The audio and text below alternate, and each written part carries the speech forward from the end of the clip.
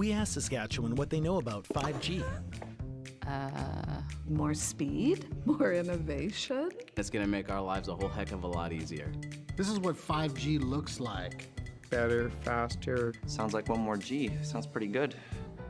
I don't know what it means.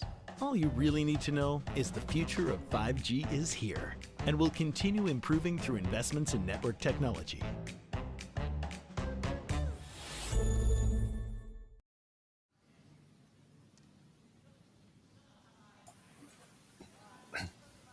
Welcome back to Martensville, Saskatchewan. It's the final draw, the championship final of the curling stadium, Martensville International. My name is Jason Chang, and with me, Mr. Probability, the 2019 Canadian World Junior Champion, Matt Hall. Matt, what a great final we have. It's a rematch of the final of the event last weekend in Saguenay. Clancy Grandy against Silvana Tirinzoni. Yeah, I think we're in for quite a treat here. This is the third meeting actually between these two teams.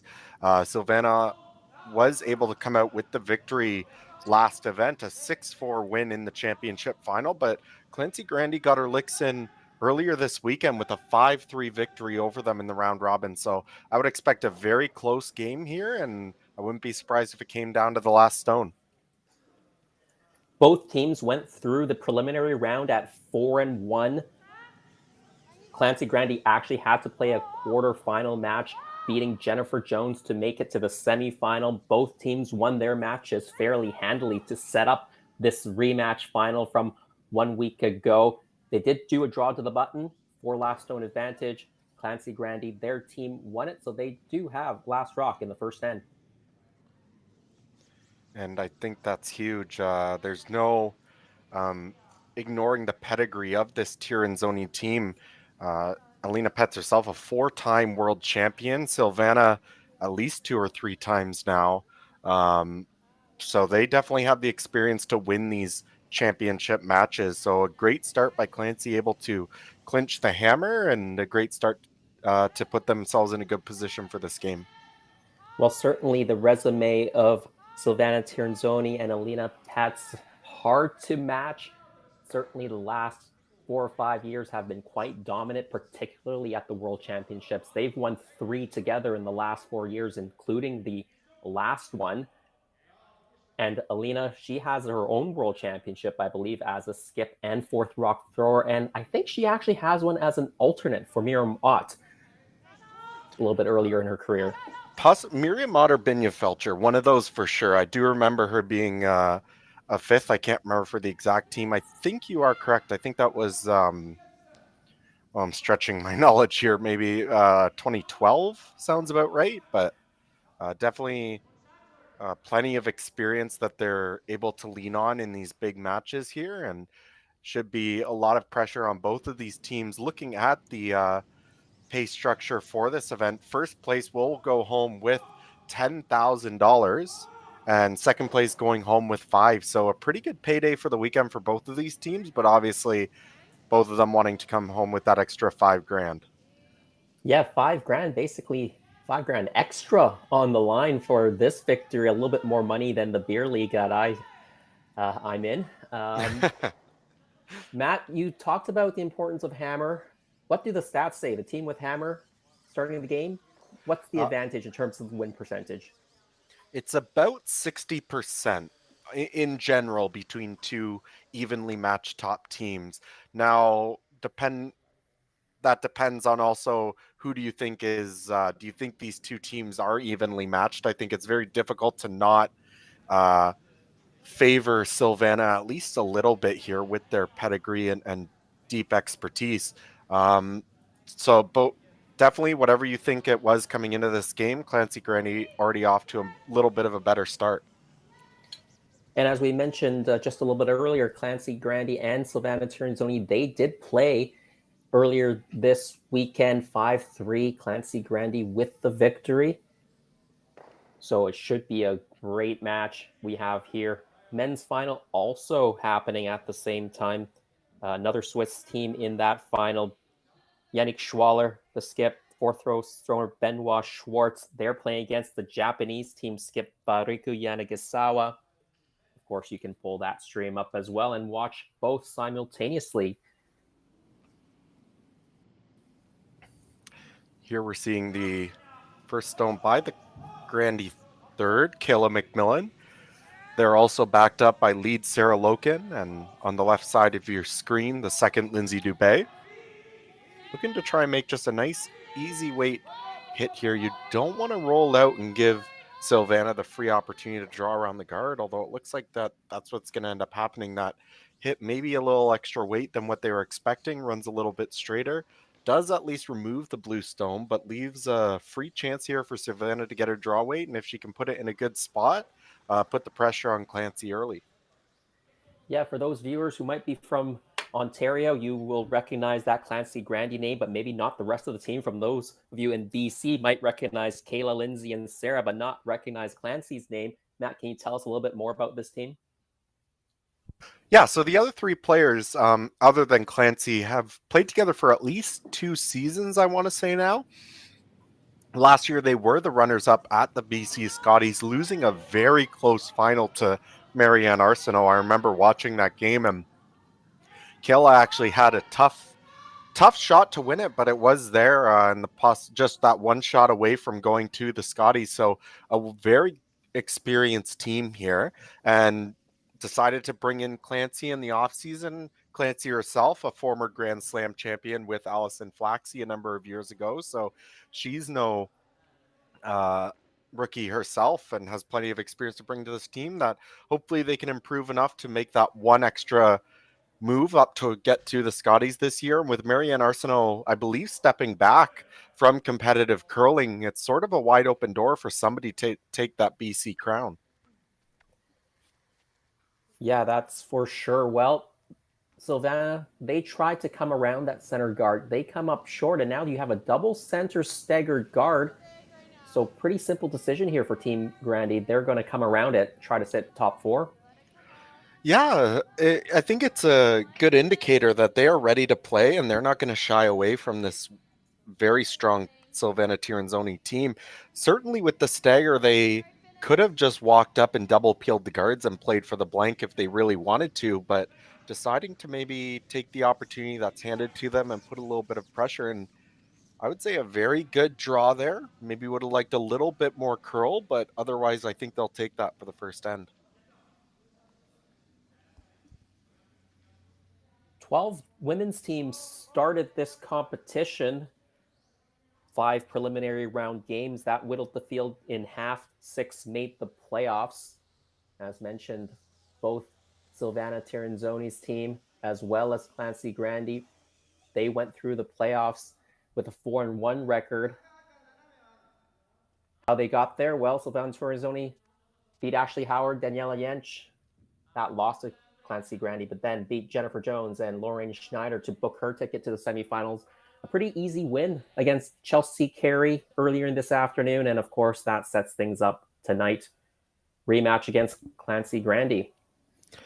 Yeah, let's not forget what Clancy has already done today. Knocked off a young up-and-coming Mackenzie Zacharias team, generally skipped by Jennifer Jones, but Jennifer did take the morning off this morning, and that game came down to the very last shot. Clancy made a great double and then came up very strong against the team Unchi Kim out of Korea and came home with the win from that. So this is their 3rd game for today. So keep an eye out, especially as we get to the second half. Keep an eye out for those sort of looks that they might be getting a little bit tired, because they do have that extra 8 ends of play today that Tirinzoni didn't have to go through. Yeah, it was a very close back and forth 8-end game this morning against the Jones Zacharias ring. That was the quarterfinals. They had a bit of an easier time against Team Gim in the semifinals, and now, of course, against Silvana Tirinzoni. Well, they were trying to play a freeze, maybe a freeze tap, Alina Pets, but that rolls off, and now really good opportunity to sink another one behind that double staggered center guards. Yeah, all alarms are sounding here for the Clancy Grandy squad. You put this rock in a very good spot, and how you don't get at least 2 or maybe 3 is a very difficult question. You freeze this to the red stone, and obviously there's no run back. Those guards are staggered, and Tirinzoni, unfortunately, maybe rolled just a hair too far with her blue rock that you can't really come in off of that either. So put this in a good spot, and you're setting yourself up well to start this game. Although this one may be sliding a touch deeper than they would like. Yeah, you want it to roll off now. Kind of sit side by side here. Yeah, a bit of a missed opportunity. That being said, it is still very difficult, I think, to get out the shot stone. But definitely Silvana could freeze one down into that pocket and make it a very difficult draw on the other side of the sheet for Clancy Grandy. Silvana's team, of course, we are well aware of Silvana and Alina Petz's success the last number of years playing together, but they actually have a new front end. They're backed up by new lead Briar Hurleman and second Carol Howald.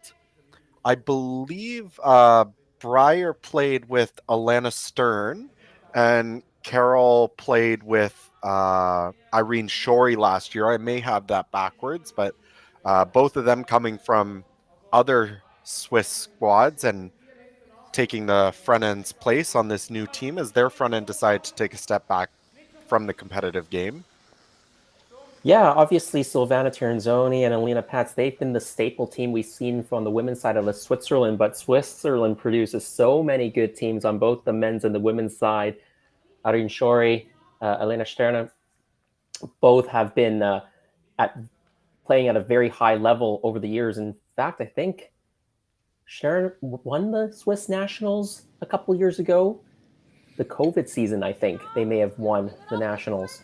I believe so, and I believe they were tour winners as well. I think I remember them winning an event against Rachel Homan at one point. So, obviously, very good young team, but it's really tough when you're living in the same country as Silvana Tirinzoni. You got to be that much better. Well, when you have someone like Tirinzoni and Lena Petz throwing that last stone, laying down that freeze into the pocket, well done, I think. I think so. Pats get second shot stone there or not? I think they did get second shot. I think that's pretty much all you could do. And given that situation, maybe if it was later in the game, you have a really good feel for it. You could try and tap that shot stone out. But I mean, they got pretty close to the guard already. And I think given the situation, they'll be pretty happy walking away with only giving up 2. But still leaves some work to do here for Clancy. You do have a little bit of backing, but you can't move it too much. This is more or less just a straight draw. Need a piece of the button for 2 points. First then, Clancy Grandy opportunity to strike first with a draw to the button for 2. They did do pregame practice, so should have a good idea of draw weight, but does need a piece of the button. I believe this was the same side of the sheet that they threw their draw for hammer 2, so this should be close. Sweeper's working it into the rings. Maybe need to bring it that little bit further. Can they get it there? Did they get it there? I think just. They're having a good look at it. One Any for guesses, sure. Matt? I think they got it there, although my feed that we have is a little small on my screen, and yes, they did. A signal by Silvana Tirinzoni that it is a second point for Clancy Grandy. Great sweep by the front end there. They'll take a 2-0 lead over Team Tirinzoni, who will have the hammer in the second end.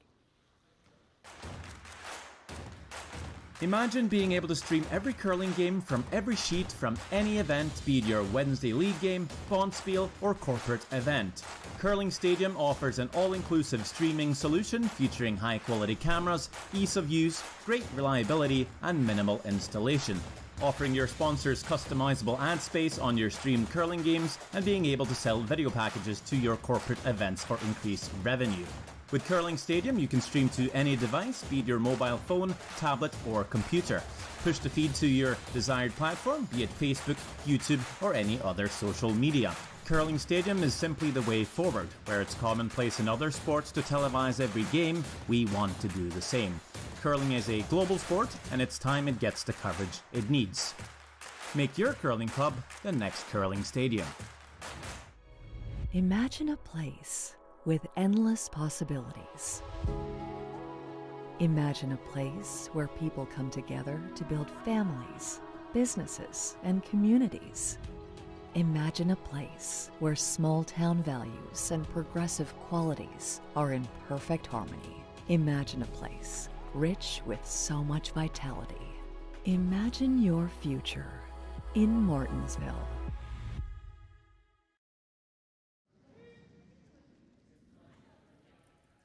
Second end just underway. Team Grandy, they strike first in the first end, taking 2 on a fantastic draw, even better sweeping. 2-0 lead, Team Tiranzoni with the hammer. Matt, we talked a little bit about this in the semifinal draw that we covered. The team that scores 2 in the first end maybe have a 75-80% chance of winning the game. Yeah, probably a bit closer to 75, somewhere around there for the top women's teams. It looks like, but again, don't count out this Tiranzoni squad. It's not the first time they've been down early, I'm sure, in their career, and I'm pretty sure most of their world championship wins have been very close games where it's battled back and forth. So I wouldn't expect them to give up. I would expect this to still be a close game. They'll be very close, but keep an eye out. That could be a very good momentum setter for the Grandy squad. Other than that one draw that slipped maybe a little bit deep where they could have had the chance to maybe set up a 3, it was a very well played end by them, and they capitalized on Silvana's mistakes.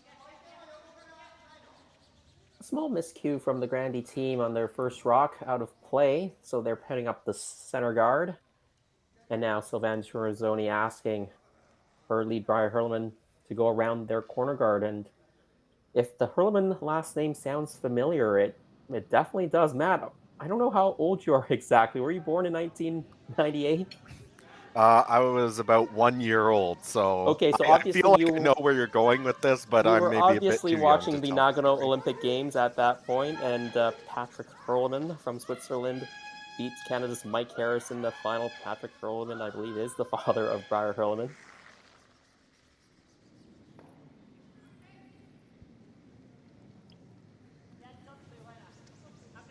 So coming up short there, Briar on the come around leaves another corner guard, but that hole is pretty much stuffed now. There's no other way to get in there, so Clancy is going to take the opportunity to now draw around this center guard and potentially force the play into the middle of the sheet, which will make it tougher for Tiranzoni to generate her deuce. Yeah, that right side of the sheet right now, from the thrower's perspective, blocked off. So that will be something that Team Tiranzoni has to worry about. One side of the sheet, the draw path is gone towards the middle. Got to make sure you have a draw path. If you don't, if you have the hammer, that's one of the golden rules of skipping when you have last stone. Yeah, and looking at those stones on the other side, I don't think there's a hole. There might be one between the red rock and the middle blue stone there, but that's a very tight hole to navigate and find your way through. So instead, Sylvana's going to take the opportunity here to just play the run back, try and get this rock off the forefoot. Very close. Runs it back. The 2 reds spill out. Shooter rolls a little bit off the center line. I think Clancy will just go around it. It's still almost a center guard, so still a good opportunity for Clancy Grandy to continue putting the pressure on.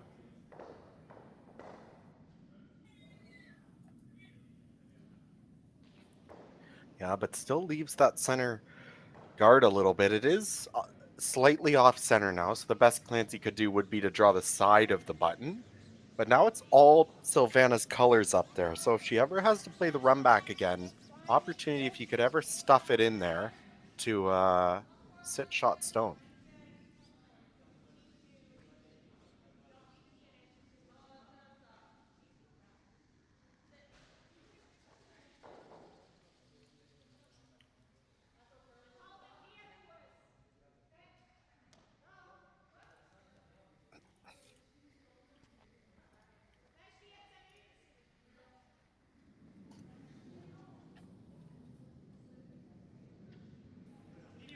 And appears it was Yannick Schwaller starting off with 2 points in their game. So they'll take a 2-0 lead over Riku Yanagasawa to start off the men's final.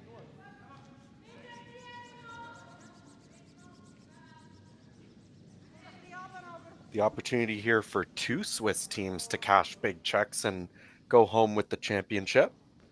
Quincy Grandy, the only Canadian team remaining in contention, and Team Yanagasawa from Japan on the men's side. A really good start for Yannick Schwaller there on the men's side. I believe Schwaller and Yanagasawa played in the preliminary round. Yanagasawa came out on top. Yeah, he beat both Mike McEwen and Yannick Schwaller, so definitely wasn't an easy field for Riku, but comes in with some clutch wins and was able to pull off the win against Steve Laycock this morning, and the undefeated Colton Flash in the semifinal. So maybe a name that not a lot of people would know here on this side of the pond, but certainly making waves for themselves and generating some good momentum coming into this final.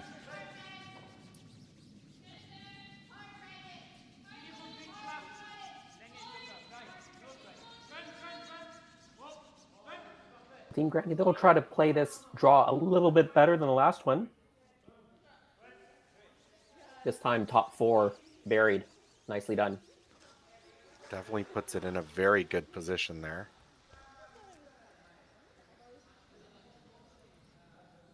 So if you're Silvana, I think you're just sort of worried about making sure you can score.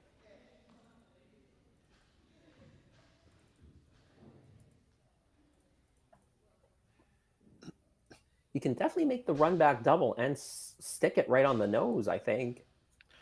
Absolutely. Would be very precise, but you do have some options too. If you don't end up just stuffing it, there's a whole half of the sheet that's guarded that you can stick around in. Gonna be very close. Very close. Just crosses the nose a hair and still picks off the top rock. That is the more dangerous rock. The unfortunate thing is maybe that shooter rolled to a perfect center guard.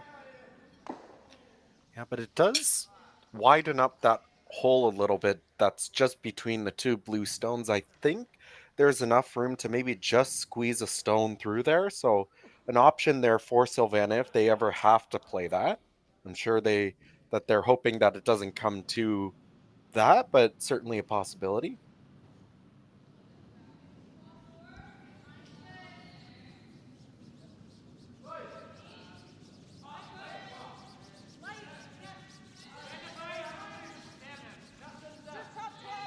McMillan, third stone thrower for Team Grandy. Trying to get this top 4 behind the center. This is going to come up a bit short.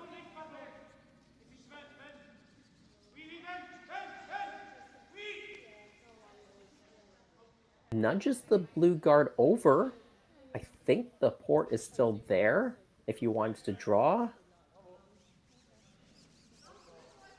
I think you could play it either way. You could play a straight draw to the 4-foot or try and hit that back stone. It is maybe not just a little bit too tight to play the hit because you probably have to play the out turn so you're curling off that red rock, but definitely going to take the opportunity for a draw. And if you ever touch the wide corner guard, move it out of the way. You still have the opportunity to roll into a good spot.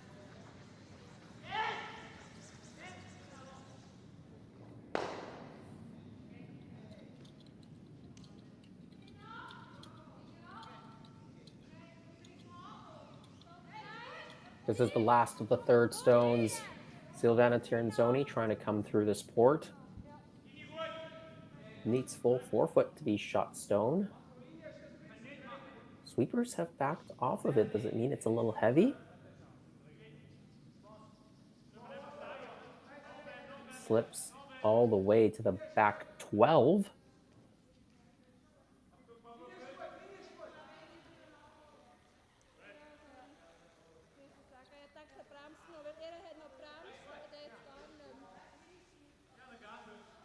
Well, opportunity for Team Grandy to get to the top 4 first.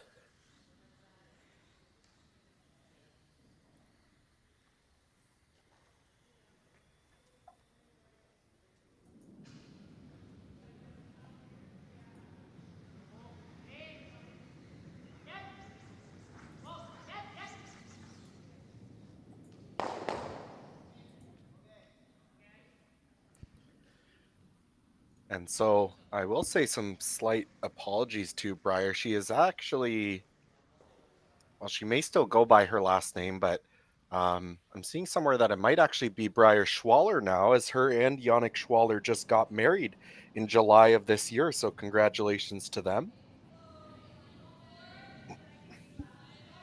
And now both find them. Newlyweds, they're both on the ice. Yeah, now they both find themselves in the final of their first, or I guess second event for the Tirinzoni team, but early on the season. Be a nice wedding present to walk home with an extra $5,000 each, wouldn't you say? You've got at least 5,000 in the bag already. Try to make it 10,000. That'd be a great weekend in Canada. Of course, another couple on the ice on the Swiss side. Sven and Alina, I believe. They are partners as well. Well, that draw also comes up short, so same shot opportunity here for Alina Pets. Draw through this port to the top of the forefoot.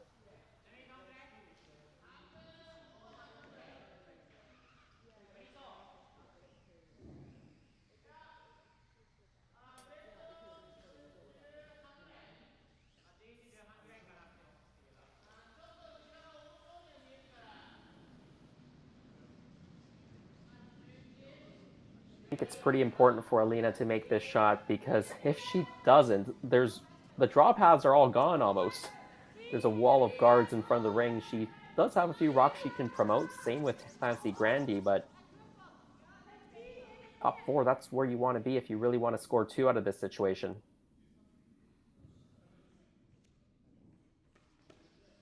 This one also slipping a little bit deep in his second shot stone back of the 8-foot.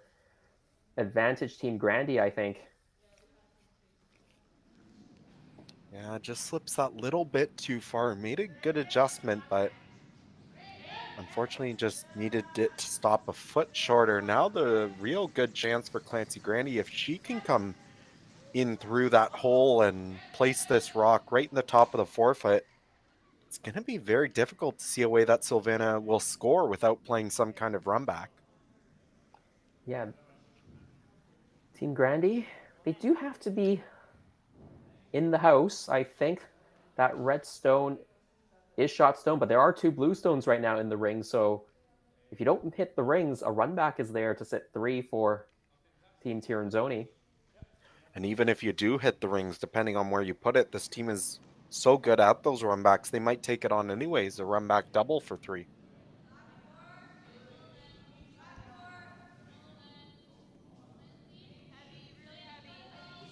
If you can get enough finish curling it past the center line a bit, I think the run back double would be quite difficult.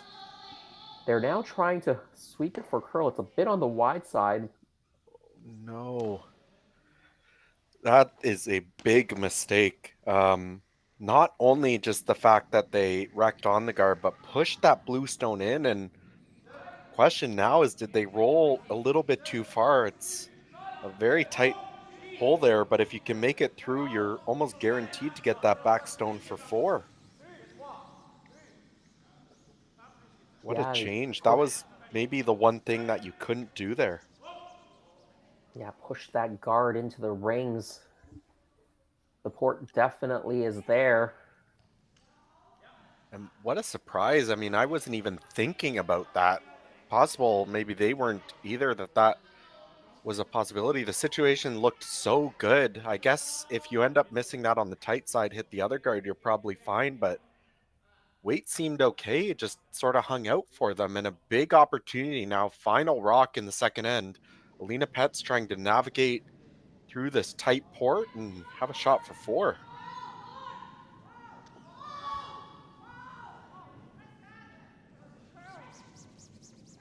Team Grandy took 2 in the first. Team Pats, they have a chance for 4 in the second. They just clipped the guard. It almost redirects back onto the red stone, but just grazes it. It is a steal of 1. Team Grandy gets away with it and takes a 3-0 lead through 2 ends of play.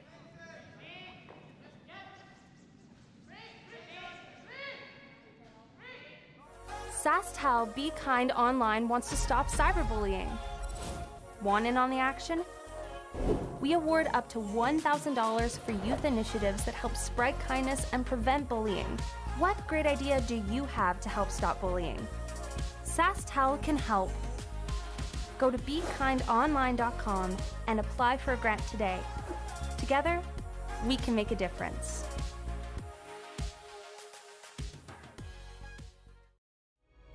Imagine a place with endless possibilities. Imagine a place where people come together to build families, businesses, and communities. Imagine a place where small-town values and progressive qualities are in perfect harmony. Imagine a place rich with so much vitality. Imagine your future in Martensville.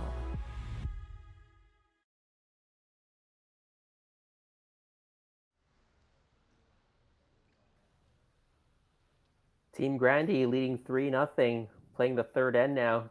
Tiernzoni continues to hold the hammer. Missed opportunity there for Alina Pats to score 4. They'll have to find a way to claw back into this game. If you're just joining us, my name is Jason Chang. With me is Matt Hall. We're bringing you the action from the ice to your device one more time this weekend. We've gone through 14 preliminary round draws, quarterfinals, semifinals, and now the championship final today. If you've been with us throughout the last 3 or 4 days, thanks very much. Curling Stadium, Martensville. Every sheet, every match.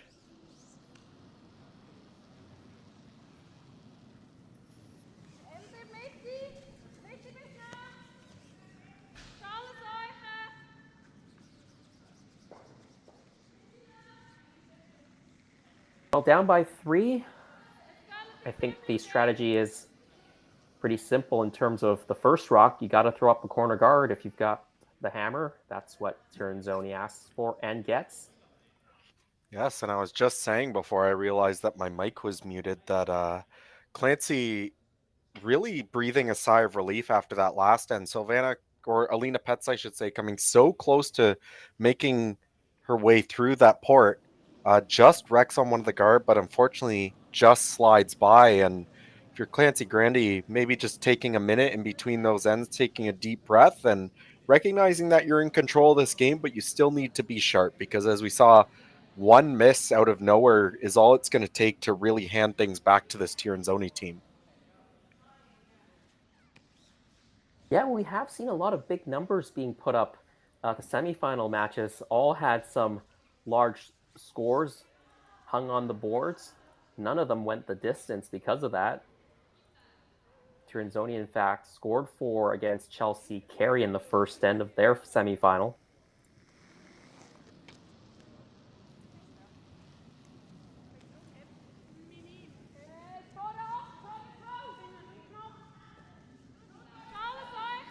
They decided to just go around this corner guard or put up a second corner? I think based on the weight and the fact that they're sweeping, I think they were trying to go around. You'll see they're actually carrying it quite well. It's going a bit further than I expected it to. Does get it into the rings, so they do go around, puts it in a pretty good spot.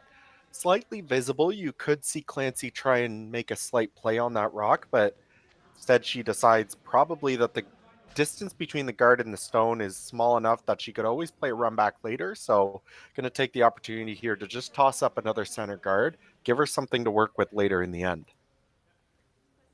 Yeah, and if you decide to chase that blue stones at the top of the 12 and you end up wrecking on the guard, if you push the guard out, everything goes back in place because it is still the 5 rock free guard zone rule. Right, you'd have to be very careful and very precise about the weight that you would decide to throw out that shot. Instead, deciding just throw up the guard here and you'll be able to peel that on your next shot. Yeah, you'll definitely get something out of this if you throw a guard. Well done. Starting to get a little bit busy in the middle of the rings down the center line for Sylvana, expecting her to make some sort of a play off one of these guards. maybe roll towards another guard.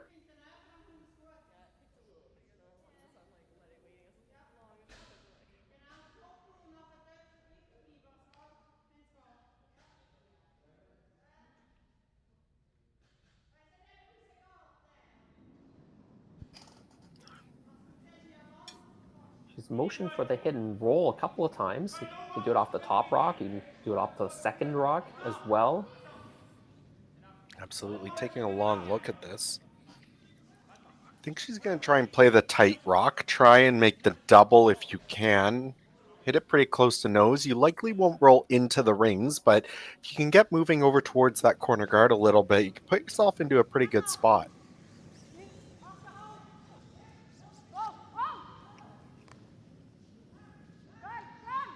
It's to curl up a little bit here at the end. Don't want to dead jam it.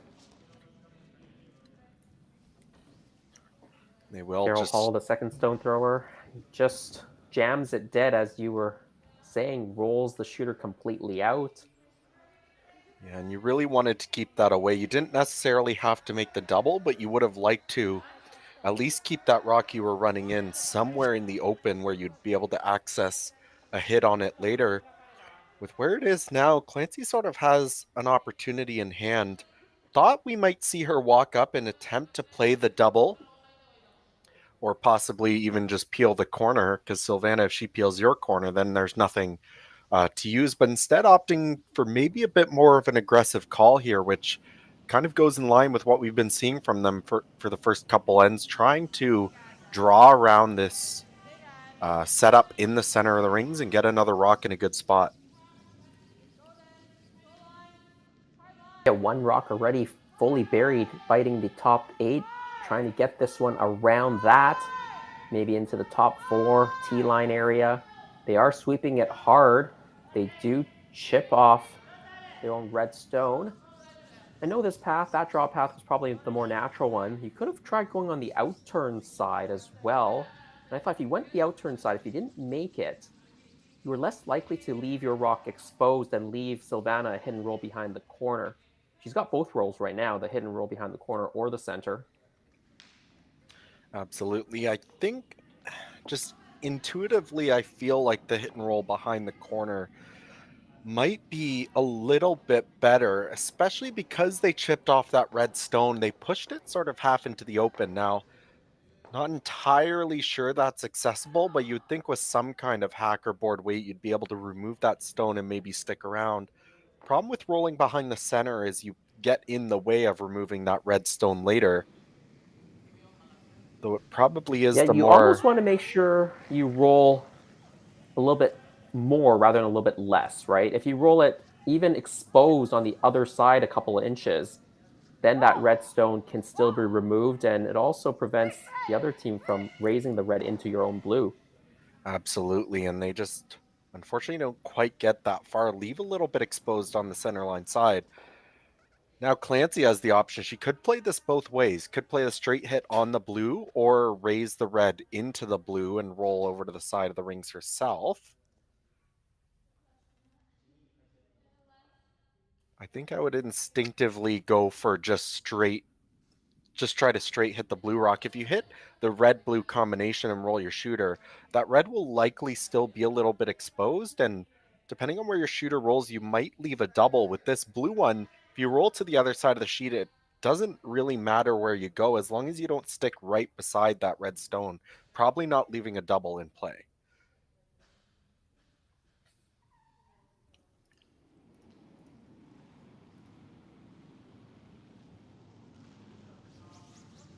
You'd like to be able to play this soft enough to keep the shooter around and sit shot in second.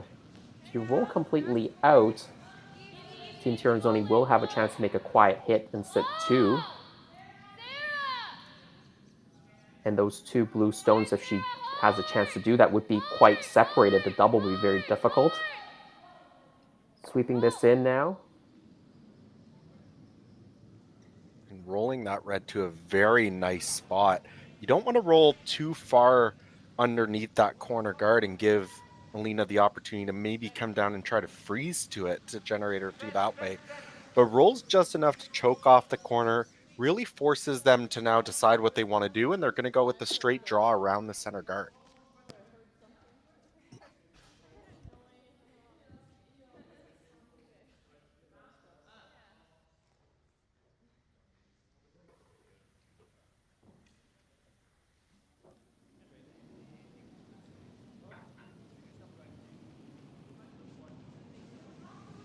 So it is a draw for Tiranzoni. Trying to come around this center guard.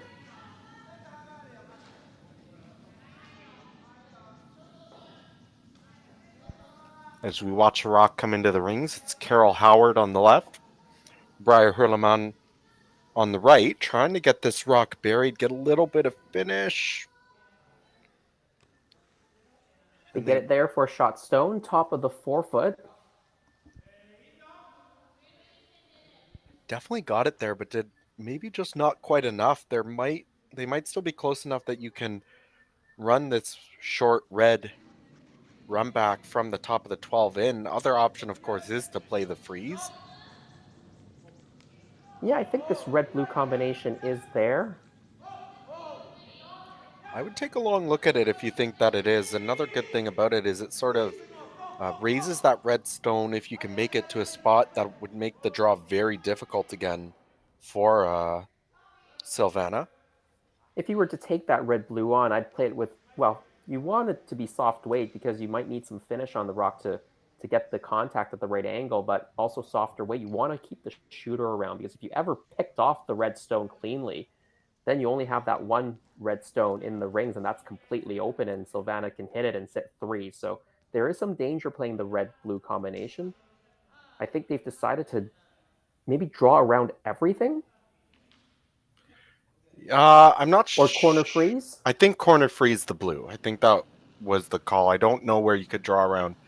I think if you try and draw around everything, Alina's just going to follow you down and freeze and set up a 2 that way. So likely just trying to corner freeze the blue.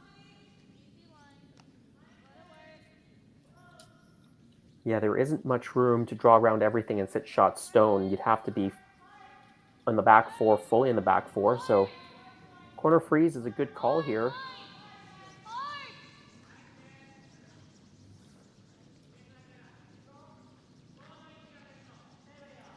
Comes up a little bit short.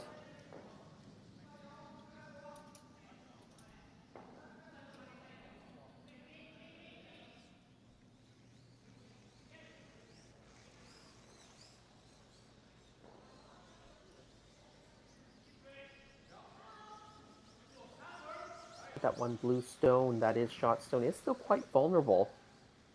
The outside red, I think it might even be easier to hit it onto the blue now. With that other red stone right beside it, it might just naturally redirect it right back, even if you don't hit it on a perfect angle. Yeah, I think so. Although Silvana's going to take the opportunity here. She can make a great hit and roll in behind. I agree, it's pretty much tailor-made, but puts that much pressure on executing that shot. Does not want to just nose this and stick right there. It'll leave a double if you did that. They're trying to help this over.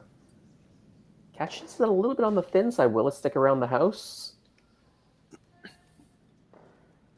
And possibly maybe just a little bit too much weight at that shot. Certainly was still makeable, but thought she might play something a little bit more precise. Maybe a hack waiter just to try and flop in behind. But either way now, good opportunity for Clancy to make this shot. One thing you do have to be careful of, as you said, you could just sort of pick this stone and it'll redirect off your own red into the blue.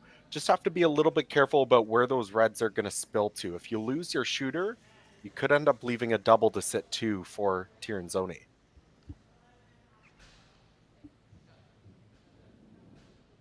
So trying to leave all 3 red rocks after this shot is pretty critical right now. Just checking in on the men's game quickly. It was a single point for Riku Yanagisawa in the second end. So Schwaller with the 2-1 lead and the hammer in the third end of play. And you can follow that game on Curling Zone's YouTube page or the Curling Zone website.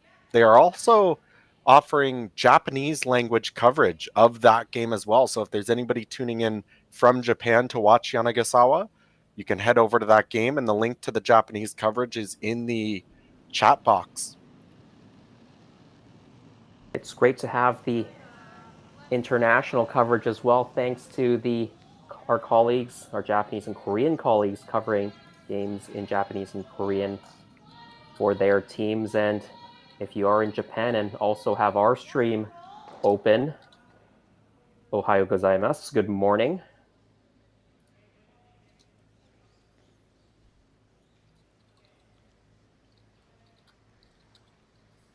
Well, that didn't work out quite right there for Team Grandy.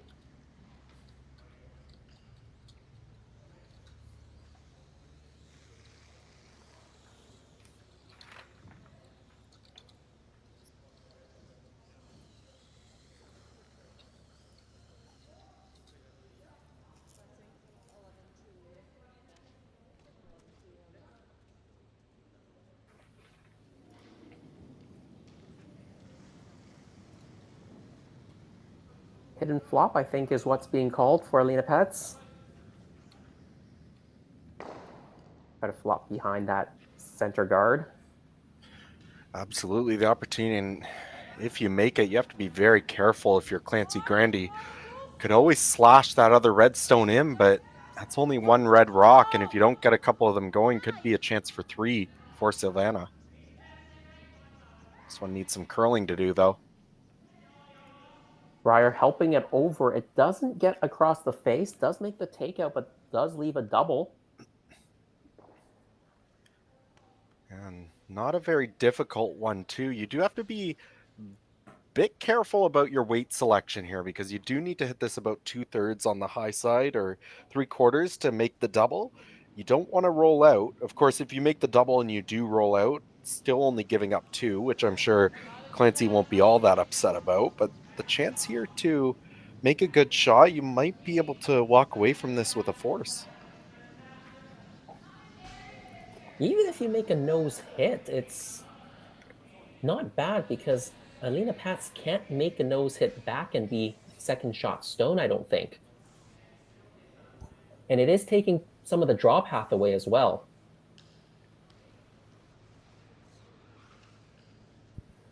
One of the things I'm looking at is that redstone that's in the rings right now. Is there enough space between it and the guard to possibly make a double if you had to? Say if Clancy ended up nosing this rock here or slightly rolling in behind. It's tough to say. It's pretty tight, but I'm sure if it's there, Alina will see it.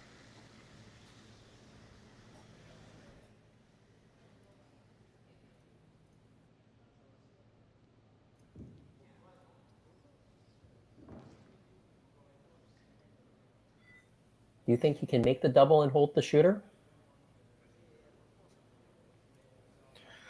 It's tricky to say. I think you can if you throw maybe a nice, easy, controlled weight, hit about 2/3. It's questionable whether you'll be able to get both blue stones out, but I'm pretty certain you could push them at least far enough to sit 2. This has to curl a ton, though. Struggling to make contact with the first one. It does, but just chips everything over. Will the other blue go far enough? Not at all. Team Ternzoni sitting 2 right now. There's a possible shot for 4 if they want to take it on, but that one does have some risk. No doubt. Do have to push it through the hole. It's not the tightest hole I'm sure they've seen, but it's certainly there. Just hit this rock about half on the high side, 2/3. Should be able to push it through and get 4. And I think that was the weight that you want to throw if you're Clancy there, to make sure that you keep your shooter once you've made the double. But unfortunately, just getting a little bit wider, and that's sort of been the tail of the tape today. We have seen a little bit less curl here today than maybe we saw earlier in the weekend.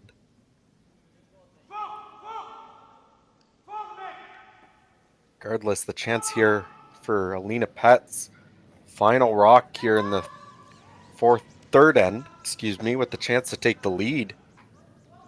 Could have drawn for 3. Instead, trying to hit for 4 in the lead. This rock is curling. Will it make the takeout? No, it over curls, jams on the red, and a gift to Team Clancy Grandy. They steal another one and take a 4-0 lead after 3.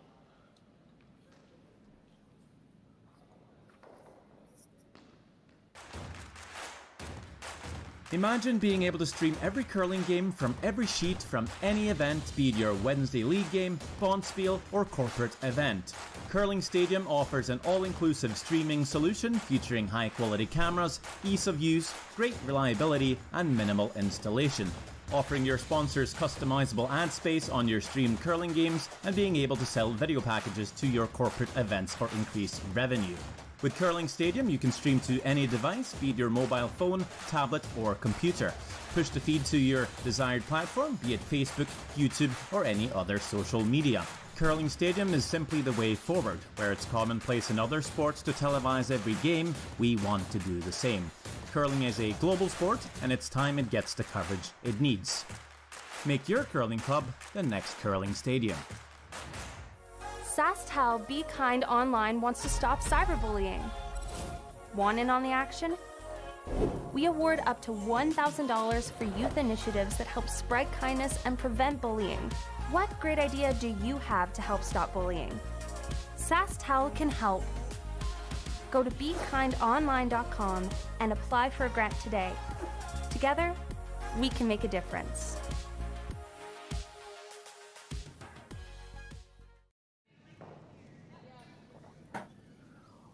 Well, what a big swing there. Tirinzoni had already 2 in the bag, took some risk to try to play the hit through the port for 4 instead.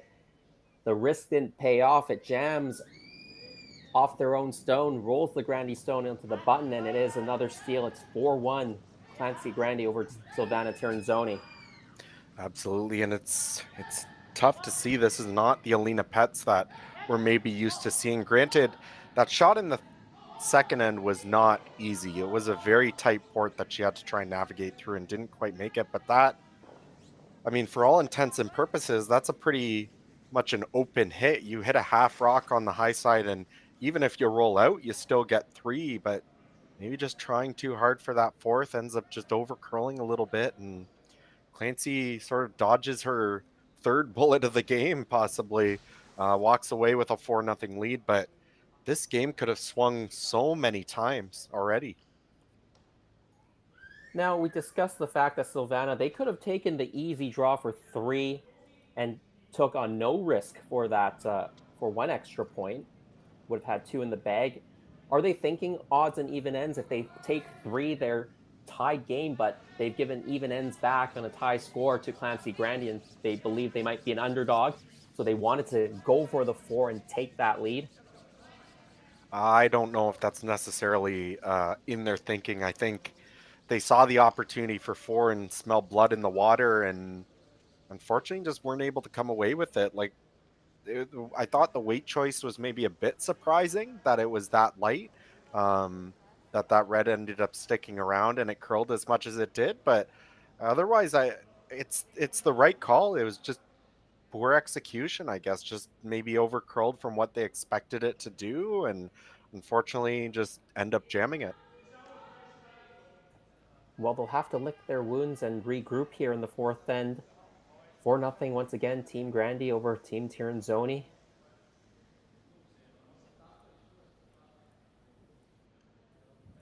That being said, I think Team Grandy, they've dodged a couple bullets, as you said, so they also need to tidy up their game as well, or else they're going to keep leaving these opportunities for Tirinzoni and Alina Pets. At some point, they're going to make it one if you keep giving it to them. Absolutely, and I think with the skill level of this Tirinzoni team, you can't just choose to run and hide quite yet. If this was, the 6th end, maybe the 5th end, and you were up 4-0, sure, you can just sort of take it a little bit easy, walk up, peel some guards, and force Silvana to push the envelope. But Silvana's already shown a couple times they have the opportunities to generate big scores, and just because they haven't capitalized on it yet doesn't mean they won't in the future.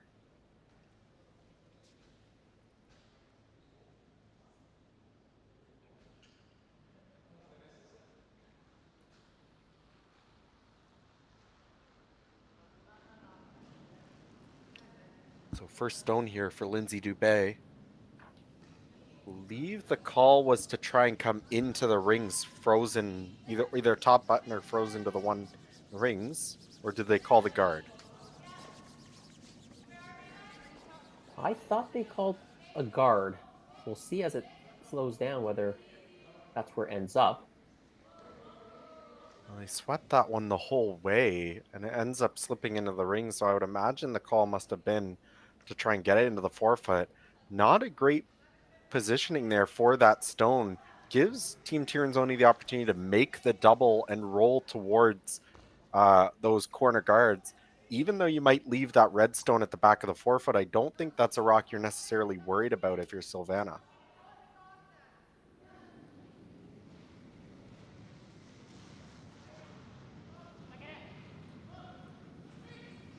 Looking for the double and the roll here. A little bit high, needs this to curl back. It is coming over though. Now sweeping the other side again. They make the double. Well, the other rock hangs on, but that's far enough. Gonna see Team Grandy attempt to hit this blue stone and roll in. If it was maybe a foot or two higher and was just a guard, you might see them draw around it, but with it biting onto the rings, likely going to have to deal with it. And the unfortunate thing is they can't really nose it or try to choke off that corner guard because of that red stone at the back of the four. So sort of have to roll to the open side and just allow Silvana the opportunity to draw around the corner guard freely.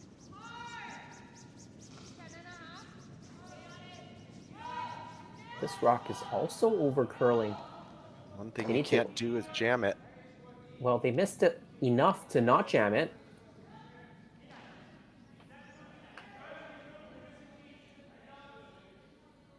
They have left another corner guard, though. Silvana's going to try to use this situation now.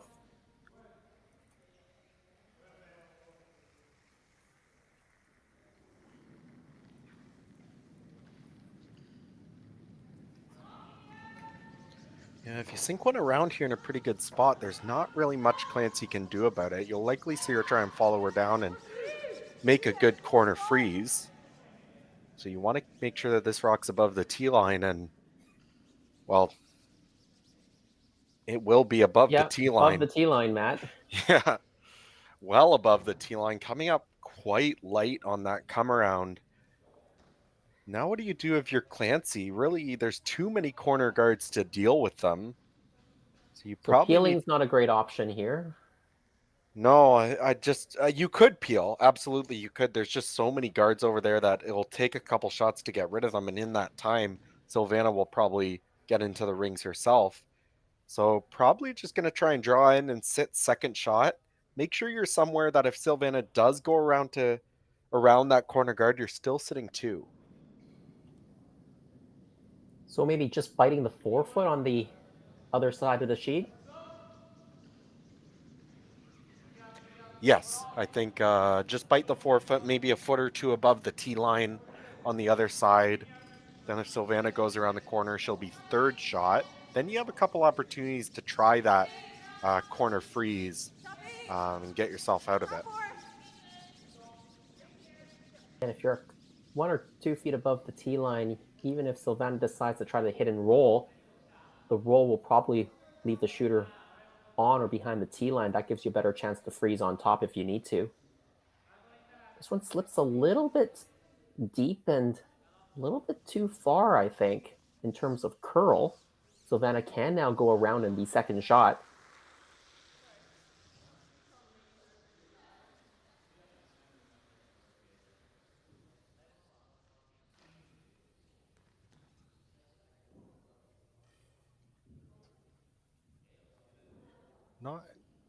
Not a terrible spot. Silvana does need to be that little bit more precise now. Make sure you get a good piece of the 8-foot, but absolutely wanted that maybe 2 feet higher along the same line. So Silvana Tirinzoni attempting the in-turn come around the corner guards. And sweepers on this one early too. We saw that last one come up way light, and they're going to have to put in some hard work here as well. I'm not sure this is that much further than the other one. Almost the same weight, maybe a hair further, and now the corner guards are starting to get closer to the center line. That favors Team Grandy. They can actually come into the top 8, create maybe like a Christmas tree pattern. Absolutely. With that one extra rock now sitting sort of straying away from the others, you put one around this and you're basically choking off that entire side of the sheet for Silvana to use. She may end up being forced to freeze that stone at the back of the forefoot if you put this in a really good spot. Likely just want it to bite the top of the forefoot. Don't really need to be dead buried. Almost leave about a third of a rock showing so you choke off that back stone as well.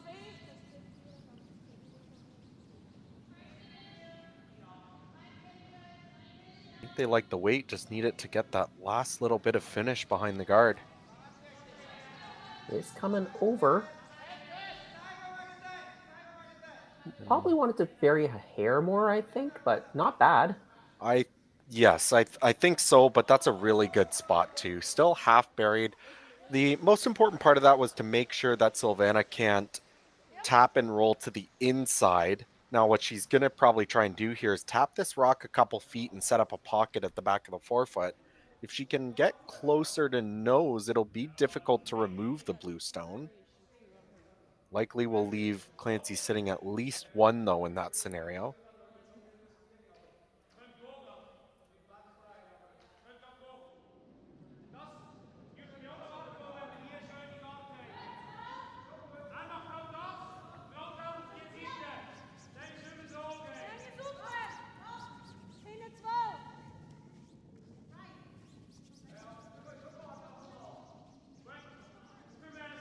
Sweeping for the curl now. Taps the red right through the rings. The blue stone rolls towards the center line. Team Grandy, they can play the takeout here and roll back towards where they were before. Absolutely. I think you want to pull that off here. You end up rolling too far, and Silvana will follow you, or Lena, I should say, will follow them down with that same draw and try and put it in a good spot that will allow her to hit that back one on her last for 2. You don't roll far enough, though, and you're going to leave her a little hit and roll herself. So need a very precise shot here, but if Clancy Grandy can come up with it, she's going to find herself in a very good position looking into the rest of the skip stones this end.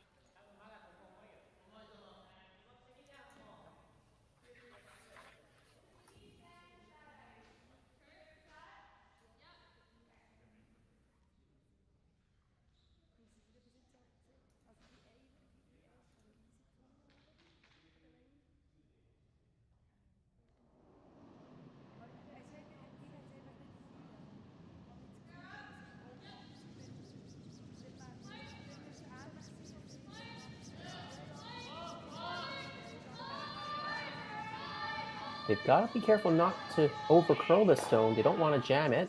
Good sweep, rolls it over. I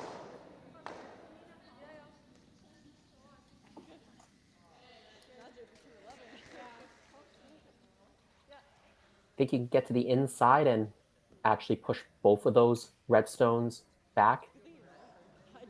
Red onto red, a little inside roll, or not there? I think it is there.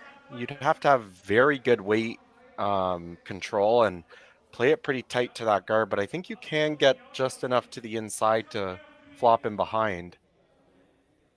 Likely very difficult to do that on this shot, so just going to freeze to the back one, it looks like. It will leave Clancy the opportunity to maybe play a tap or possibly run her own stone back, but I think that's sort of a risk you have to take.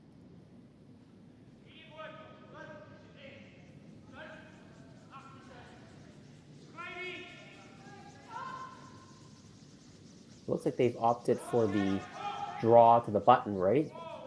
The freeze, maybe?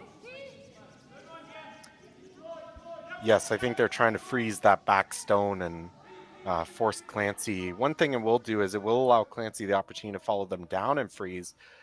They could also play just the straight tap, but unfortunately just a little heavy rolls off. So it's just going to be a wide open hit for Clancy. I don't think you want to stay there on the nose. I think you almost want to just try and pick this out cleanly. If you stay there on the nose, it just gives something for Alina to draw down to.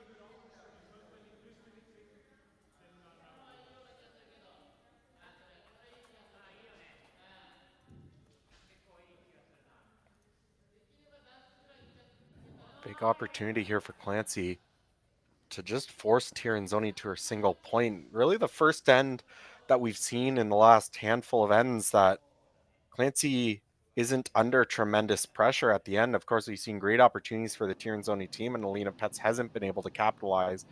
Now the opportunity to just come up with a clean force and take that momentum into the back half of the game. Yeah, that last stone from Alina was fairly well thrown. Like it might have just been overswept a little bit.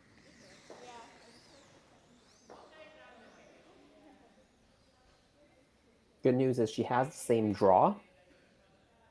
Just played this.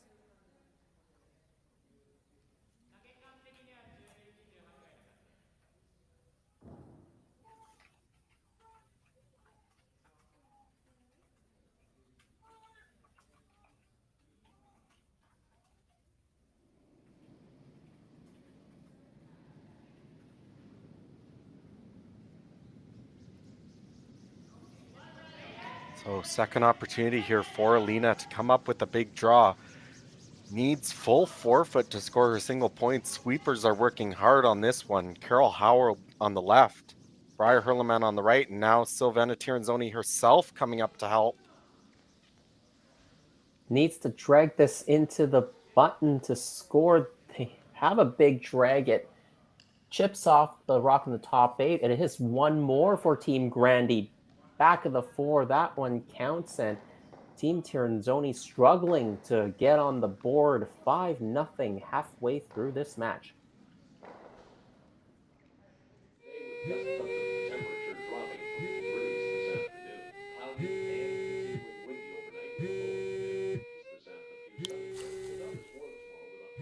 For victims of domestic abuse, fleeing may mean leaving everything behind. There is hope.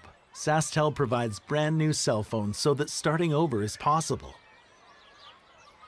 Learn more at sasktel.com/fresh start. Imagine being able to stream every curling game from every sheet from any event, be it your Wednesday league game, bonspiel, or corporate event. Curling Stadium offers an all-inclusive streaming solution featuring high-quality cameras, ease of use, great reliability, and minimal installation. Offering your sponsors customizable ad space on your streamed curling games and being able to sell video packages to your corporate events for increased revenue. With Curling Stadium, you can stream to any device, be it your mobile phone, tablet, or computer. Push the feed to your desired platform, be it Facebook, YouTube, or any other social media. Curling Stadium is simply the way forward. Where it's commonplace in other sports to televise every game, we want to do the same. Curling is a global sport, and it's time it gets the coverage it needs. Make your curling club the next Curling Stadium.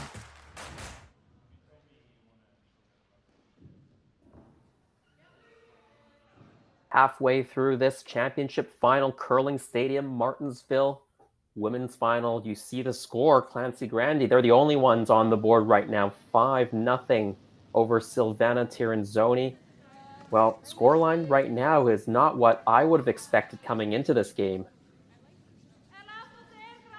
Yeah, no, I don't think anybody could have expected this. I mean, just based on the raw pedigrees of these two teams, you had to think that Silvana was likely the favorite coming into this final, but Clancy's showing that they don't care about that. They've been sort of putting the screws to Silvana, and it's not like they haven't had their chances either. 2 ends in a row. Alina Pets had some shots for 4, I believe, and this is just not the Tirinzoni team that I think we've gotten used to seeing the past couple of years. Just not having their A game today. Yeah, and Alina has struggled with her last stone last few ends. That's what's led to the steals. Team Grandy opened with 2 single steals of 1, 1, and 1 in 2, 3, and 4. That's what leads us to this juncture of the match. Well, if you're a team down by 5 halfway through, how do you regroup going into the final half of the game to give yourself a chance to win it? Well, normally if this was a round robin game, you probably just try and focus on making a couple shots and making sure you have some confidence going into your next one. But of course, this is the final. There is no next one. Unfortunately, with the way that it's going, you're likely not going to win this game unless Clancy decides to help you out along the way. So all you can really do is just try and focus and make sure you focus on making 8 shots each end. If you can make your 8 shots, then you'll probably get a 2, and you're just hoping that at some point Clancy sort of throws you a bone a little bit and you end up getting the opportunity for more than that. But unless Clancy's team starts missing shots, then you're not really going to consistently get the opportunity for any more than that. Well, earlier in the week, we did see a team come back from a 5-0 deficit. Daniela Jensch was down 5-0 on Jennifer Jones. However, they had a lot more ends to work with. Jones scored 5 in the first, and Daniela eked it out in 8 ends with a steal in 8. Only 4 ends left here for Silvana to catch up. Of course, with them meeting last weekend as well in the championship final, that one went the other way. Silvana coming away with the win. I believe it was a 5-3 victory in that affair. Then they come in this weekend. Clancy already beat them once, so possibly, making a name for herself. I think most people, just by the name Silvana Tirinzoni, would likely think this team would be the favorite in most events they enter this year, but Clancy's showing that she's not afraid to really stick it to them, and she's been aggressive from shot one this game, and it's really paid off dividends for her. I'll be curious to see if now, with a 5-point lead and only 4 ends remaining, whether Team Grandy switches up their tactics a little bit in terms of defense. As you mentioned, they have been pretty offensively minded so far. I think they will. I think it was in the third or fourth.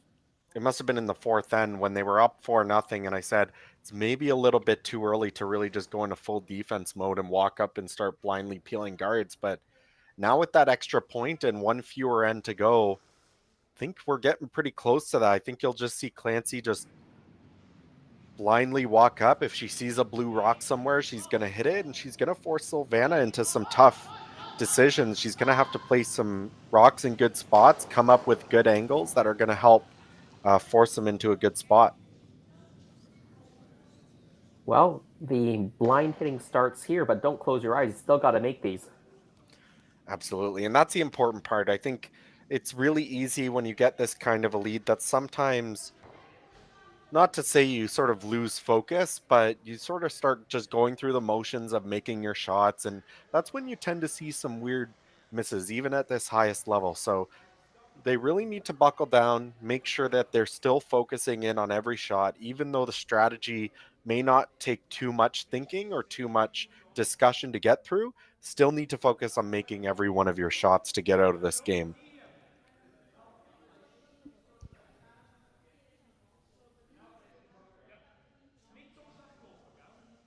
You have one corner guard. You're not going around that. Are they going around the 2 red stones that are in the top of the rings? Use those as guards, place this in the back of the rings? I think so. There is a slight stagger to them, so you can draw around them to the back of the 8, but try and place a good drawback there behind their guards. Those redstones are pretty close to lined up, though. It wouldn't take that much to, I think, run it back, but if Clancy decides that she wants to try doing that, she would likely spread the redstones out a little bit more. That is really unfortunate by the Tirinzoni team, moving that redstone to even more lined up with its counterpart. So now you likely won't see them try and go around those red rocks again.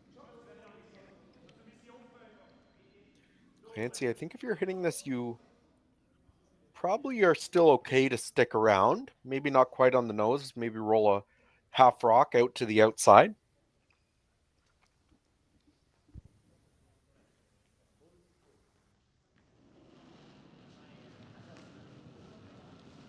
Even if it rolls out, I don't think she'd be unhappy. Just make the hit first. Absolutely. Just make sure that this blue stone goes away, and they're going to have to go pretty hard if they do want to stick around. Hits it on the opposite side, I think. Rolls. I think you want to roll all the way out now. Absolutely. Don't leave anything around that could be a jam possibility later. It still might be a jam possibility all the way out, but you can still jam on that rock and have that stone going towards it stay in the 12-foot. And after moving that redstone slightly on that last shot to the point where there really isn't a stagger anymore, instead now you're going to see Sylvana try to play a hit and roll, I believe, on these. Try to roll behind her corner guard and remove one of these redstones. Could probably draw behind the blue guard, but you wouldn't be able to outcount both of the red rocks. You could likely only outcount one of them. And you would just see Clancy attempt the run back. So I'm going to try and get 2 for 1 here, remove one of these red stones, and you could get away with just hitting it on the nose, which I think might be what they're going for now. Yeah, good plan B. Sits in front of that red stone. Definitely can still hit it out.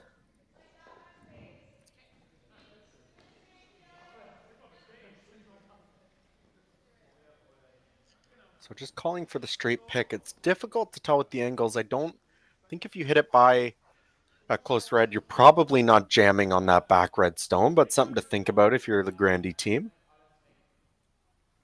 Kill is going to throw big weight here to make sure that this blue stone goes. Even if you lose everything and give Sylvana the open draw around the corner, I think they'll be okay with that.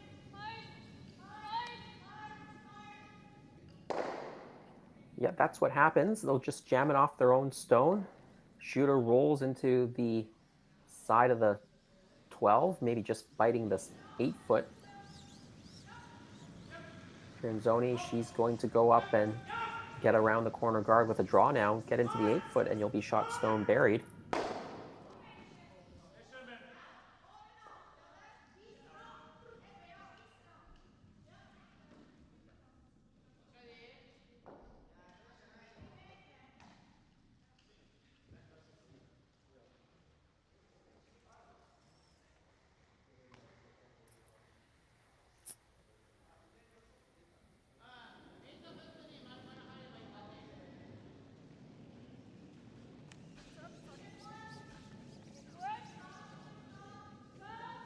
You need to show a piece. You want to show it on the center line side. That jam on the back red is still possible. Absolutely. They're trying to go to get this last minute finish. It definitely looks like it'll get there.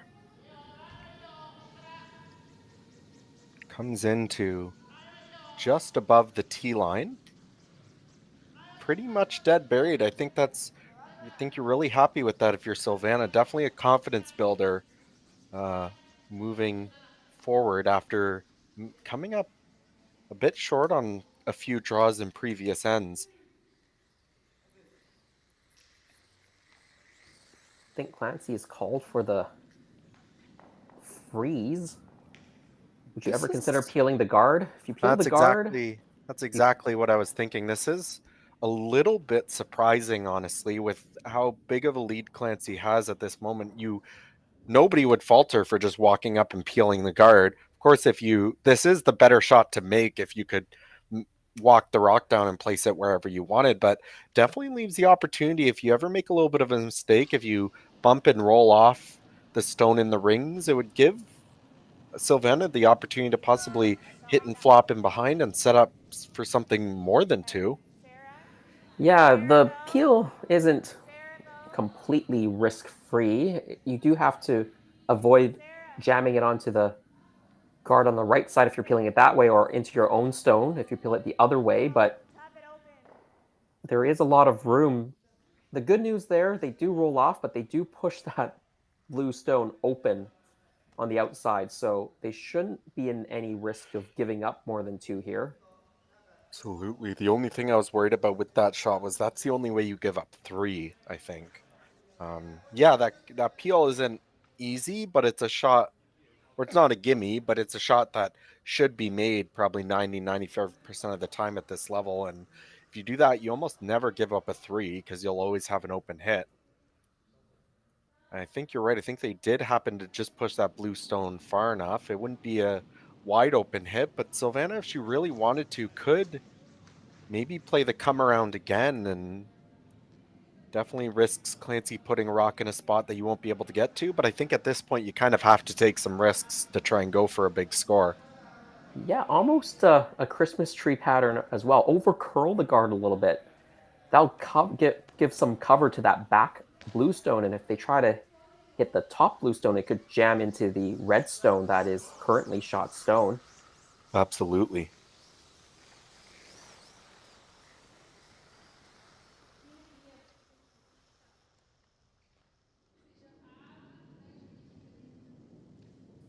And this really, if you make that decision to go and play the draw, obviously you're doing that with the hopes of trying to get 3 out of the situation. And really, it's the scoreline that is driving you to make that decision. If this was a 3-0 game, you might decide to take the 2.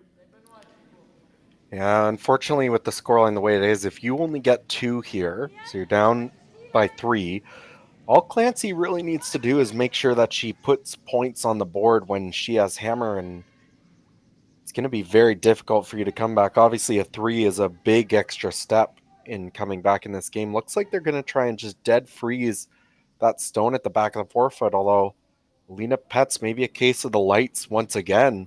Sweepers had to go the entire way, and they do get it there, but it just over curls. Maybe just hasn't had her draw weight that we've seen. Of course, the 2 times they had hits to score 4, they they were both on hits and ended up missing, but last end coming up light on that draw for 1, and here once again using her sweepers the entire way and over curling. So Clancy, she's just going to try to come and hit that blue stone out, sit for 2. You might leave a double, but she'll be pretty happy giving up 2 to Tiernzoni and taking hammer into the 6th end. So you mentioned it'd be a very comfortable situation.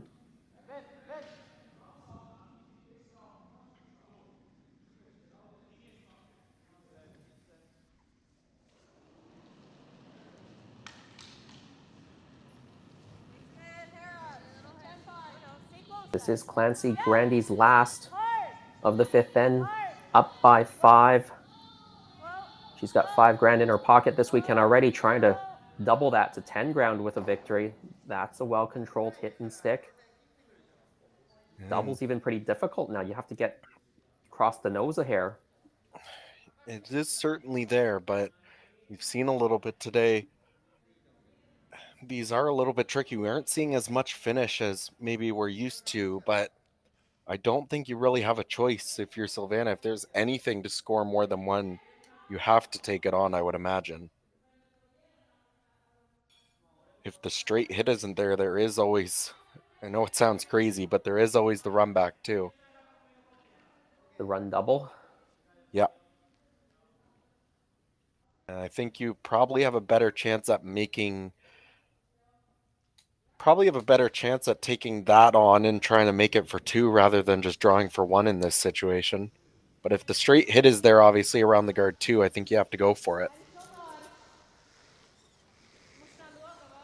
Yeah, the guard and the rock in the house, from the hack, I think it's probably edge to edge, which means you definitely can get slightly to the inside.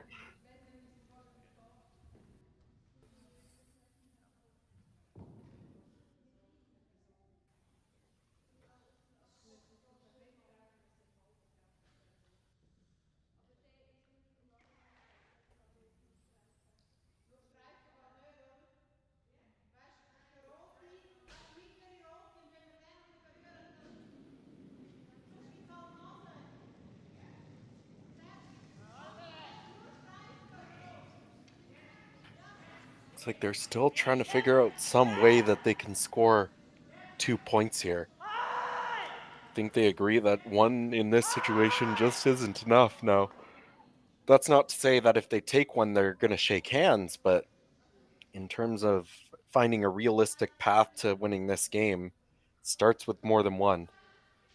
I think the question is, if you take on this hit down the middle, inside out, cross the face a little bit, does your shooter roll to the right and nudge your own blue stone? Because if you nudge that 3 or 4 inches, you're not second shot anymore. It's certainly possible. You don't need to move it a whole lot to miss out, and looks like at the end of the day they just don't see something reliable for 2, so gonna end up playing the straight draw for 1, and this is a huge win if you're Clancy Grandy. Absolutely. It's also an indication that there won't be handshakes here unless she misses it, because if she was going to shake, if she only took 1, she would have taken on the shot for 2. So final stone here, Silvana Tirinzoni. She struggled with her last stone in the last few ends, giving up steals. The sweepers, again, working really hard on this. They just played the draw down a very similar path, attempting to make a freeze. It over-curled last time, but the weight was good. She did use her sweepers last time as well. They drag it in there. Silvana says, yes, you got it this time. It is a single point for Team Tirinzoni, but Team Grandy still in full control of this game, 5-1 through 5. Imagine a place with endless possibilities. Imagine a place where people come together to build families, businesses, and communities. Imagine a place where small-town values and progressive qualities are in perfect harmony. Imagine a place rich with so much vitality. Imagine your future in Martensville.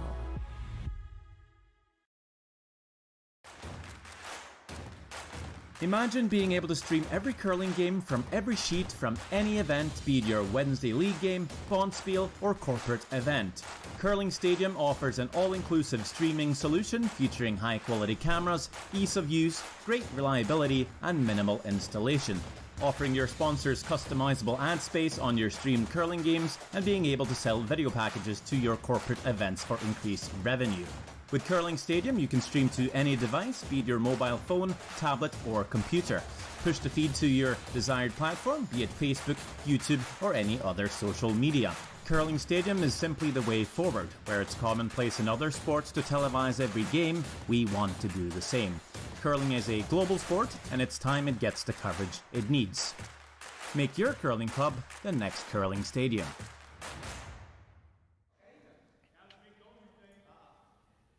Welcome back to Curling Stadium, Martensville International. 5-1, Team Grandy leads Team Silvana Tirinzoni. Silvana Tirinzoni just getting on the board for the first time, a single point in the 5th end, and Team Grandy has the hammer back. Hasn't seen the hammer since the first end, and they've got a very comfortable lead. Matt Hall with me, 2019 World Junior Champion, Mr. Probability himself. Yeah, and the probabilities aren't good for Team Tirinzoni, especially after hogging that first rock at the end before we came back. Wasn't really all that close, and unfortunately, that's just one missed opportunity to get a center guard up for yourself. Yeah, instead of having a chance to put 2 guards, you'll have to settle for 1 and make use of it.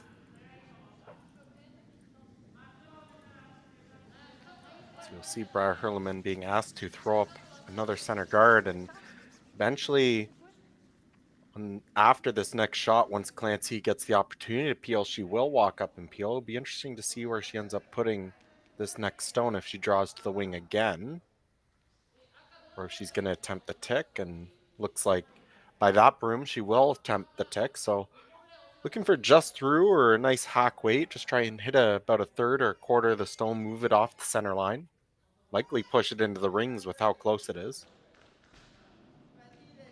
Now, last season, the World Curling Federation experimented with the no-tick rule at the World Championships, both the World Men's and the World Women's. If a guard landed on the center line, it could not be ticked off the center line. How did that change the complexion of games and comebacks, and did those percentages improve for the team trailing? Well, I think it definitely made things a lot closer, especially when you look at the last end. When you're in the last end and you're needing to steal, usually for the men, that's about an 85-90% chance of winning with the hammer in the last end, tied. And for the women, it's a bit closer to 80, but still a very good percentage.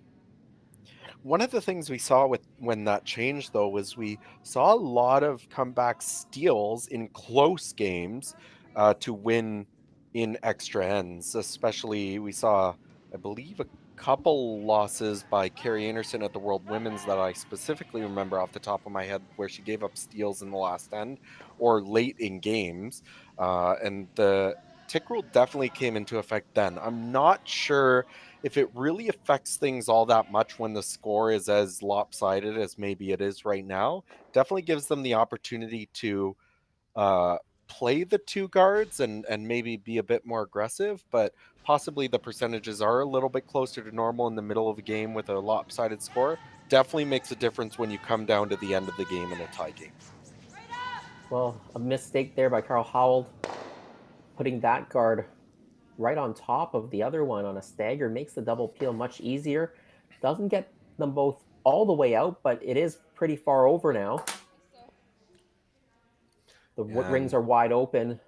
You can always draw to the forefoot now on your last rock if you're Clancy Grandy and take one.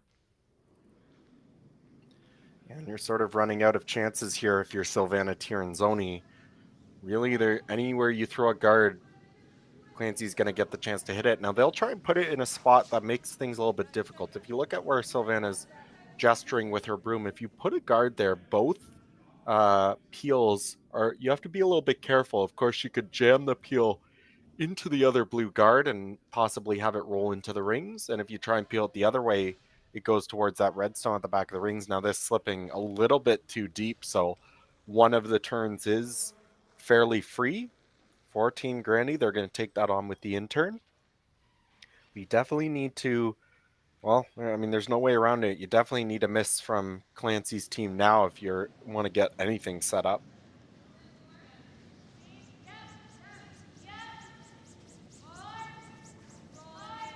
I mean, quick peek over at Schwaller versus Yanagisawa. Schwaller leading 3-2 with last stone in the fifth end still, I believe. Quite a few rocks in play there.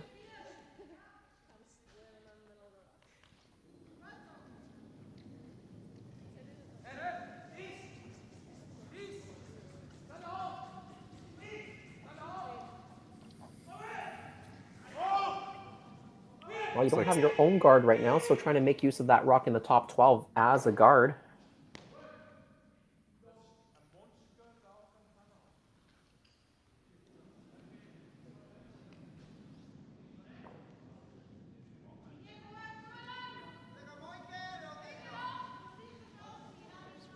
Yeah, definitely would have liked to roll that all the way out if you're the Grandy team. Silvana now with the opportunity, going to try and sink one around to the back of the 8-foot, I would imagine.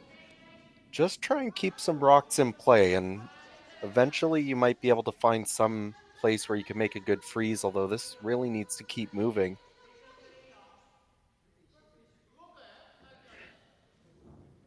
Probably got it deep enough that you can't just play the straight hit. Likely you're too close to jamming it on that back stone, but it is a very short run back here for Kayla McMillan. Yeah, this time you can hit it on the high side. You'll lose the shooter, so you won't leave the guard there. And even if you do dead jam the rock there, it's sitting in the top of the 4-foot, so very difficult for Silvana to utilize that to her advantage.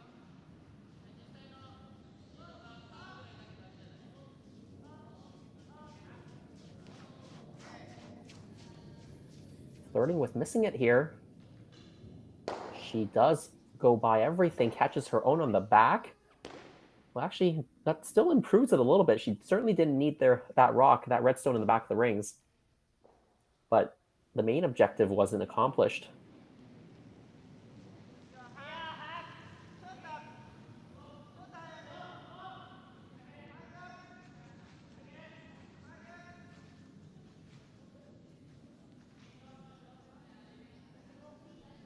Guess two options here, Matt. Either just guarding the shot stone. They talked about putting another rock in the rings.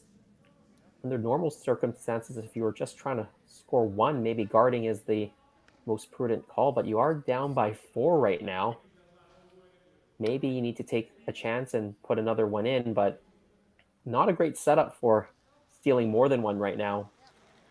Yeah, and it's tough to say whether stealing one is enough. You think if you steal one each of the remaining ends, you're only going to lose. You're still going to lose by 1. You need to have a steal of 2 somewhere. Whether this is the time you go for it, I don't know. Either way, it's probably still too early to make another play in the rings. Regardless, you'll likely see them guard this for at least 1, maybe even 2 more shots and try and come in with Alina's last to a spot that would make it difficult. I agree with you. It is still Savannah's rock, so still this one and 2 more to come. And like you said, you need a, if you're going to try to steal your way to a victory, you've got to steal 2 at some point. And so you've got to ask yourself, is this the right setup for the steal of 2, or do you need to try again in the next end, have those first couple of guards set up a bit better to give yourselves a better chance at stealing 2? Yeah, I don't think this really is the setup for the steal 2. The only thing you might be able to do for that is play the wide in-turn draw around both the red and the blue, maybe to the back of the 4-foot or back of the 8-foot. Sit 2 that way, and then you're hoping that Clancy completely misses the run back if that's what she decides to go for. Now they're going to have that guard just doesn't quite maybe curl another inch or 2 that they would have liked, so they're going to have another chance at this short run back. Not without some risk, though. If you hit this and don't hit the blue rock at the back, then Alina Pats can draw in behind the guard and sit 2. For sure. It looks like she's going to be very close on this. She's got it this time. Sticks it right there. Good execution that time.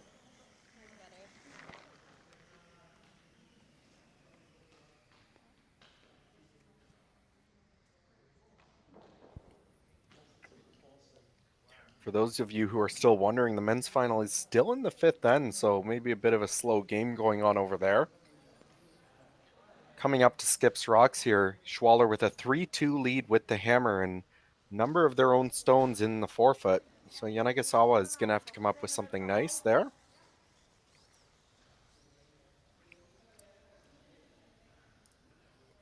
Well, Matt, they looked at tapping the red stone back. Maybe tap it if you can get to the inside, roll a bit behind your center guard. They also talked about maybe drawing to the back of the 4. Yeah, to be quite honest, I kind of liked the tap while I was looking at it. It may not even be the best for the first shot. If you tap it back, you probably leave Clancy with the opportunity to just pick something out. But it would give you something to freeze to on your next stone. This one is also fine, but you need to be very precise about where you place this stone. You almost need to put it directly beside that red rock, but still be enough to be shot. If you slip in behind, of course, it's just going to be a very short raise again for Clancy. Well, these 2 sweepers have been working hard this game. Seems like every time Alina is throwing the draw, they've been sweeping very hard. They get it to shot stone side of the button. This red onto blue, though, is fairly simple, I think. Yeah, I don't think this will be a long discussion here. And already with that red stone, I think obviously I wouldn't be surprised to see handshakes if there's a score of 1 for Clancy here. But with that other red stone sitting around the rings, you really don't need to be all that cute with this. Just make sure you make the run back and leave it up to Alina to come up with another great shot.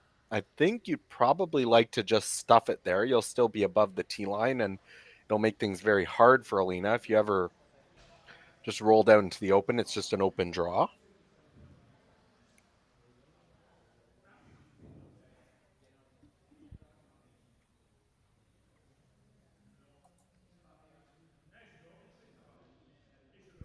So Clancy Grandy's first stone here in the 6th end, looking to make a very short run back.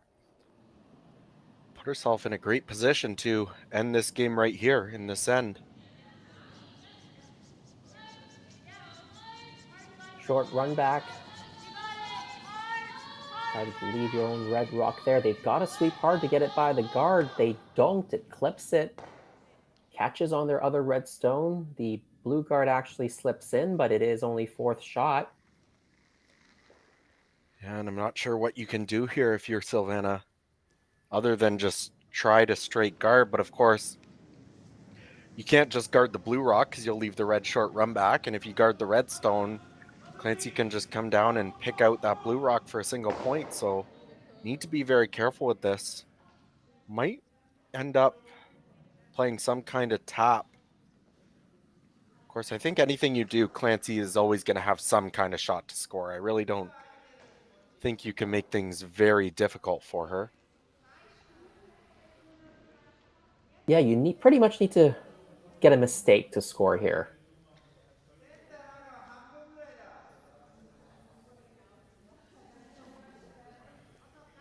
It would have to be, if you're talking about tennis, an unforced error, because you're not, like you said, not going to be forcing Clancy into anything particularly difficult on her last.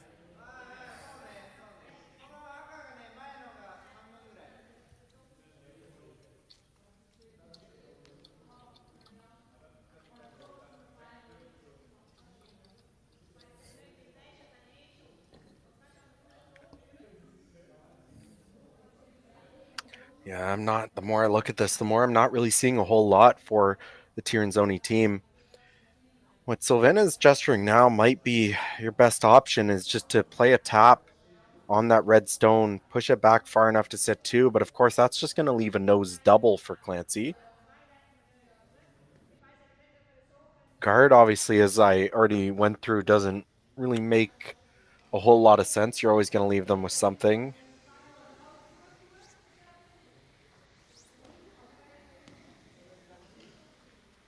If there were ever a double on the two reds, you could play that and sit three, but I don't think the angle is really there. It's pretty tough.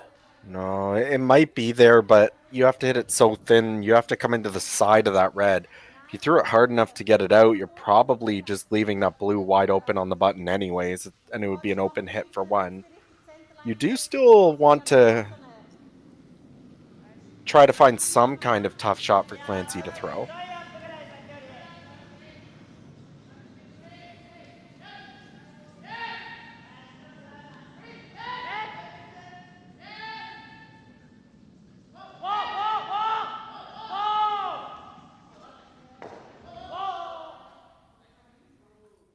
I think they've decided to put this into the house. Top of the 8, maybe? Similar spot to where the guard was, but just in the house? I think they've decided to corner freeze the red. Okay. So try to get basically try to freeze as close to the nose of that redstone as you can while still blocking that blue. If you can get a slight angle so that any hit on the one you're about to throw pushes the red one by the shot stone, but you still want to cover the shot stone a little bit to make sure that Clancy can't just pick it out. They've actually come onto their own stone, and it'll just Clancy be a really just blast short. It? Yep, very short angle run. I think if you hit this red anywhere high side with good weight, you're scoring one and probably ending this game.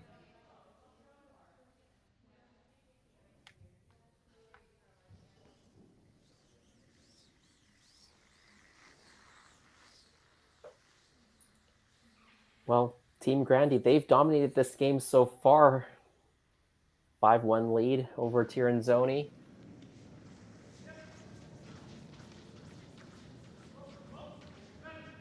Sixth then here, and an opportunity to maybe put that champion's check in the bag. Big weight. Hit the red.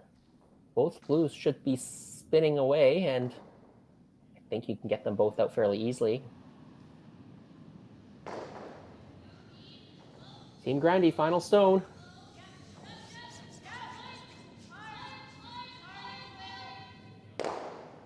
Looks pretty good. Yes. Red onto blue. The two blues spill out.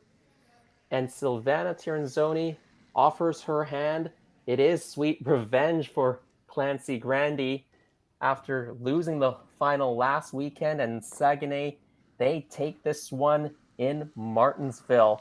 Well, a pretty dominant performance from Team Grandy in this final. Yeah, a completely different team than what we saw last night in their final round robin game against Jones. I'm not sure what they ate last night, but I think they'll have to add it to their diet for future tournaments. But absolutely just came in right from the first end, decided that they were going to go right after this very strong Tirinzoni team. Dodged a couple bullets along the way, but kept their composure and were able to pull it out here with a very quick, big win for them. Yeah, the final score is 7-1. We will be ending our coverage of the women's final, but the men's final is still ongoing on our other stream. We will jump over there and join Sean Joyce in just a second. I believe Team Yanagasawa may have just tied the game. I didn't quite see the end result of that last end, but I think it is tied 3-3 now. It was a steal of one, yeah. Congratulations once again to Team Grandy. What a great start to the season. Matt, thanks very much for joining us. And if you're watching this stream, let's hop on over to the other game, the men's final. Yanagasawa and Schwaller were signing off from the women's draw.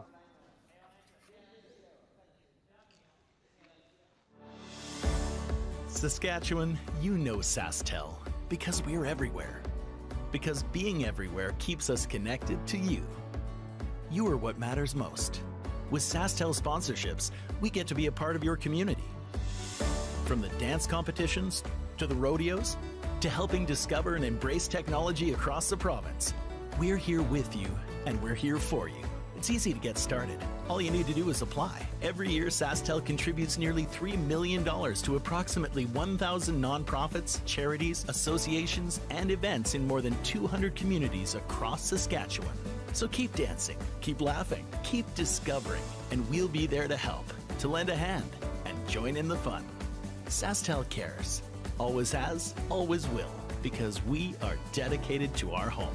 To apply for sponsorship, visit sastel.com/sponsorships.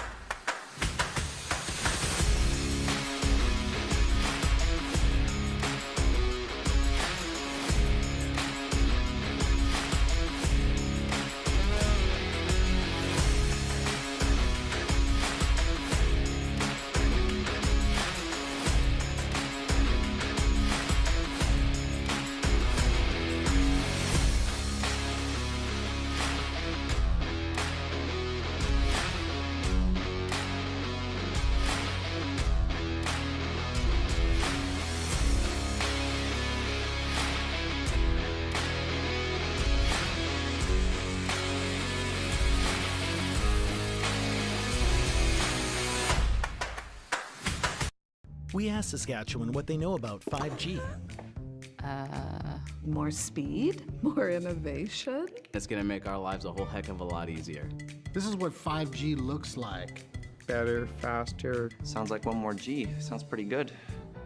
I don't know what it means. All you really need to know is the future of 5G is here and will continue improving through investments in network technology.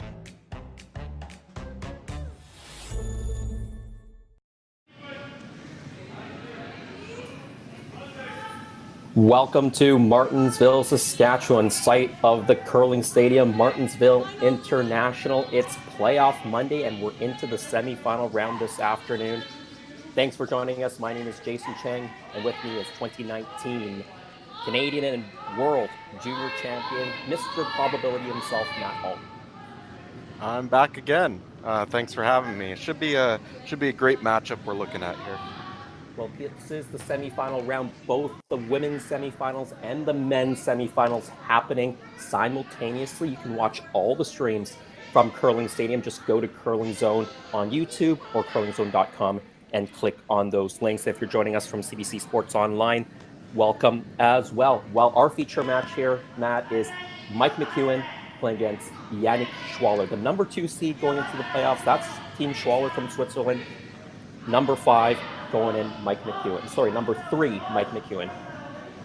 Yeah, and I think we should have a very good fight here. These two skips are quite familiar with each other. They've played against each other 3 times in the past 4 years.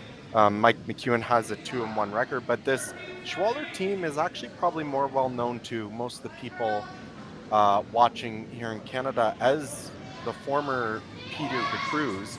2 of them stepping back, so Yannick Schwaller comes in at the skip position, and Pablo Lachat takes on the lead roles. But Mike McEwen and Peter de Cruz also played each other a total of 15 times in their career, with Mike having a slight 8-7 edge there. So a bunch of players that are very familiar against each other, and I think it won't take long for them to really duke it out. Well, very evenly matched based on historical records.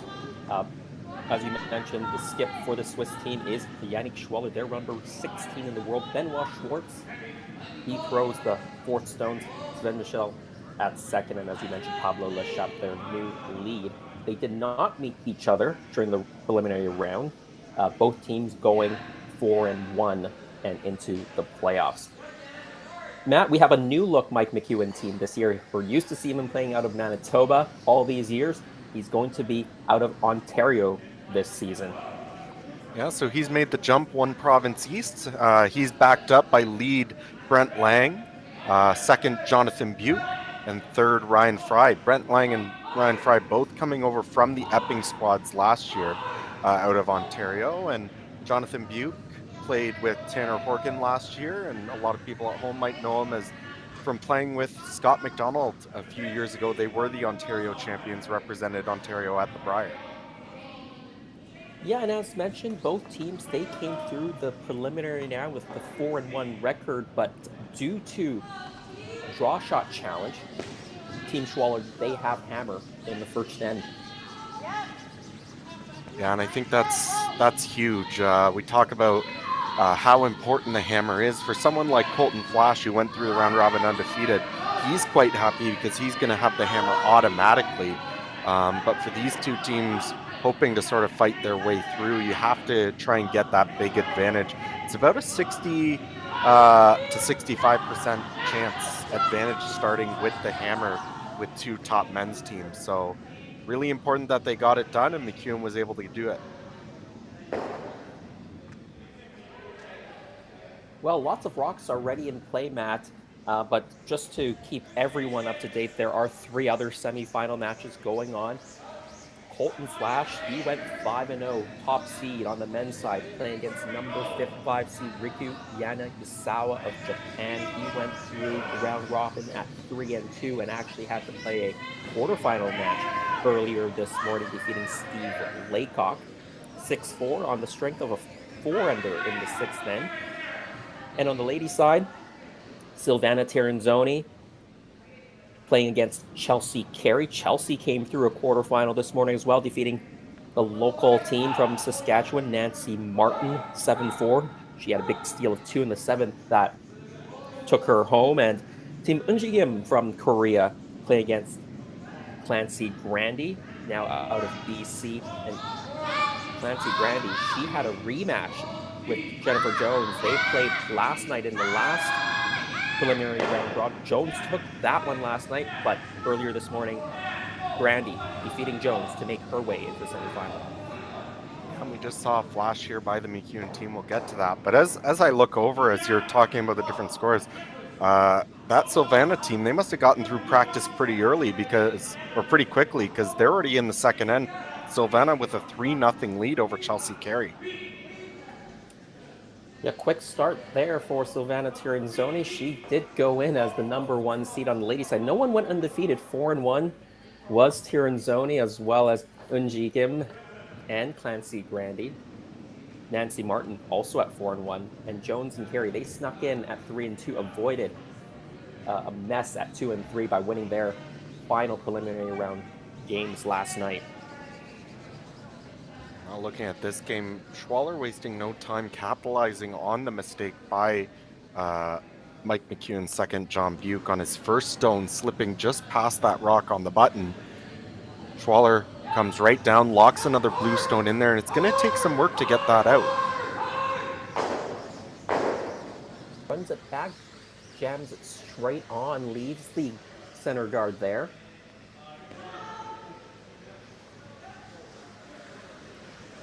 Definitely would have liked to get maybe a bit more motion there in the forefoot. Unfortunately, just jams it.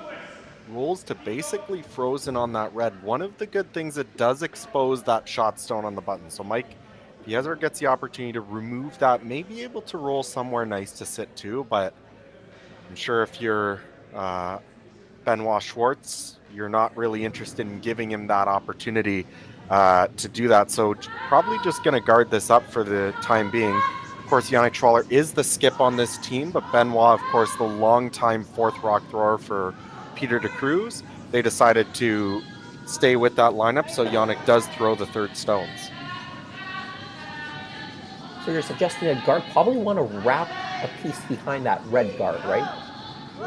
You would like to, I think. I think if you're going to do that, you probably want to come down right onto the blue that's in the top 8, so that you still choke off that blue stone on the button. I think if you ended up throwing like a halfway guard and tucked a piece, there might be some room for Mike to get around and do something with that stone on the button. So this is coming in maybe a little bit tighter, and I think that ends up in a very good spot. Just tucks a piece so there's no easy runbacks for Mike, and deep enough so that he can't wrap one around and do something with that shot stone.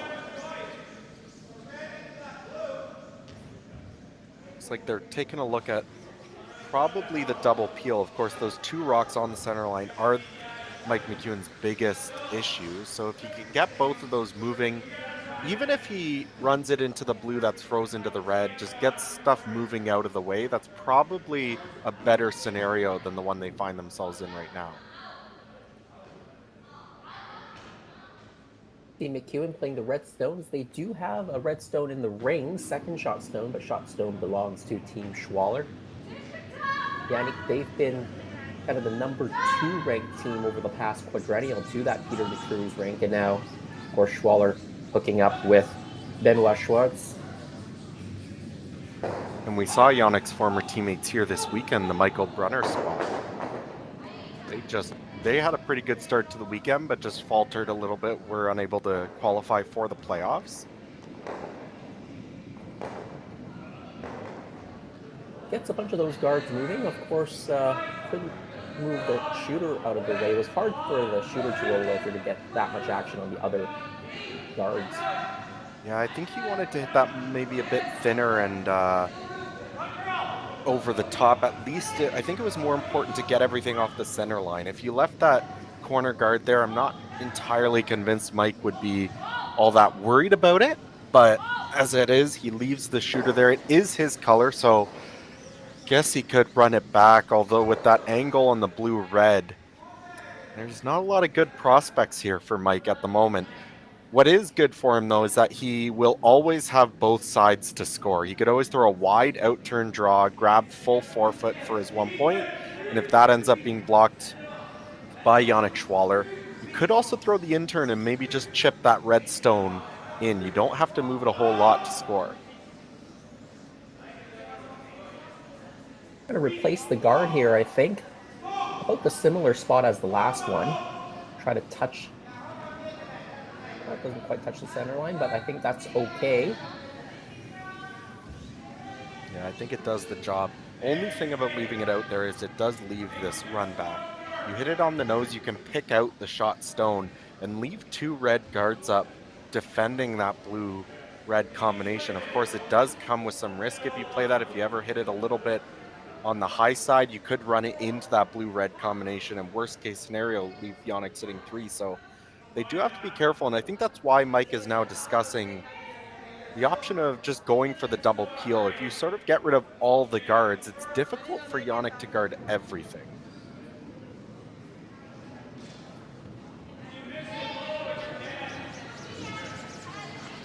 Certainly taking their time with this call. I agree with you. It is an important decision here. There is some risk to running this in. I think that's what they're trying to do, though.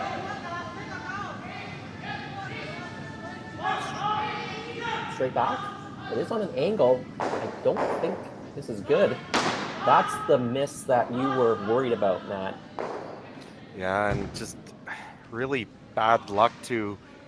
It's just unfortunate that they did that, but really bad luck that it stuck around behind that guard.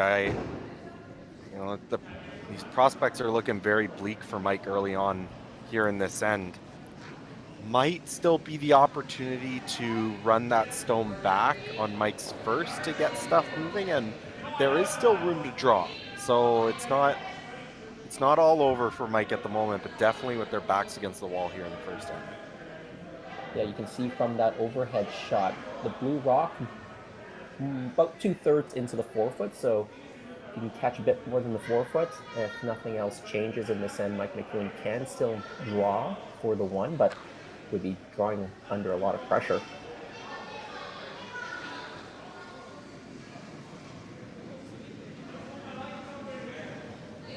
Actually was a correction in the score. It was actually a 4 for Silvana Tiranzoni in the first end against Chelsea Carey. So she leads 4-0 in the second end.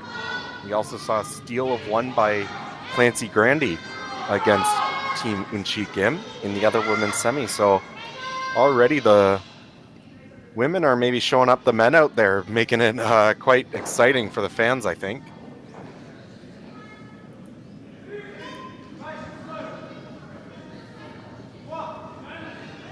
Flash and Yannick was still in the first end with many rocks in play. I think they've decided to play a guard. I think they wanted to just touch the center line. Wrap it a little bit behind that red guard, touching the center line, and that is almost as good as they called it. Yeah, would have liked to see them try and get that maybe another inch to sit in the rings, but honestly, it doesn't really matter. That's something that Mike's going to be able to outdraw, whether they're sitting 3 or 4. It was more important to get that rock on the right line, and yeah, just tuck enough that no real easy runbacks here for Mike. I'm sure he'll give it a go, try and get stuff moving to open it up for himself, but it's not easy. He's having a look at whether he can just hit the blue guard into the pile of rocks in the rings. Definitely could. One of the problems with that is that blue, the ones that are frozen both in the 8-foot just to the right of the center line as you look at the overhead, they are slightly angled towards that tight rock that Yannick or that Benoit Schwartz just threw. So if you do try and throw the run back over the top, I don't see that second blue stone really going anywhere. You probably end up with just 2 blue stones on the center line. Might clip the 1 top 4 as well. I guess that might be what they're going for. They're hoping that blue-blue combination does contact that last blue stone at the top of the 4-foot, and hopefully they can at least spread everything out and give themselves an opportunity to draw with their last.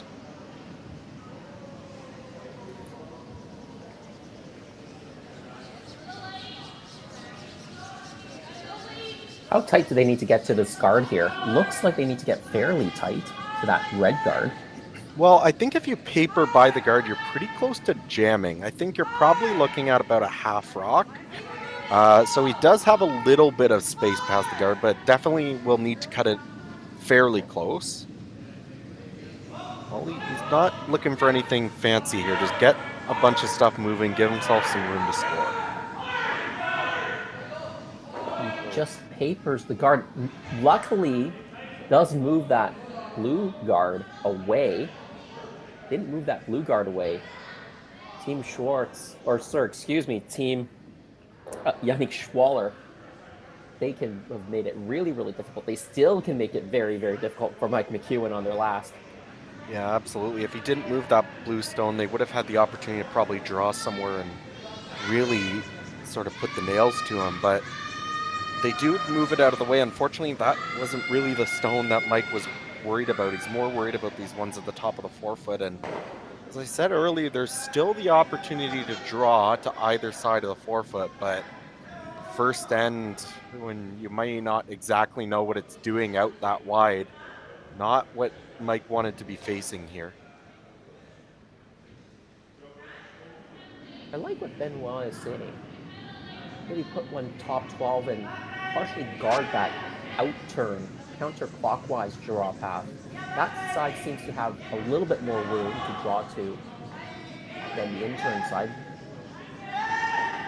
I would agree. Yeah, I mean, they're both very similar, but if you had to block one or the other, probably that one. I think, thinking back to practice, I'm not entirely sure, but that might have been the side of the sheet that Mike's team was practicing on to begin with. So even if they were the same, you probably want to draw the side that Mike threw the draw for hammer on and force him into something a little bit different.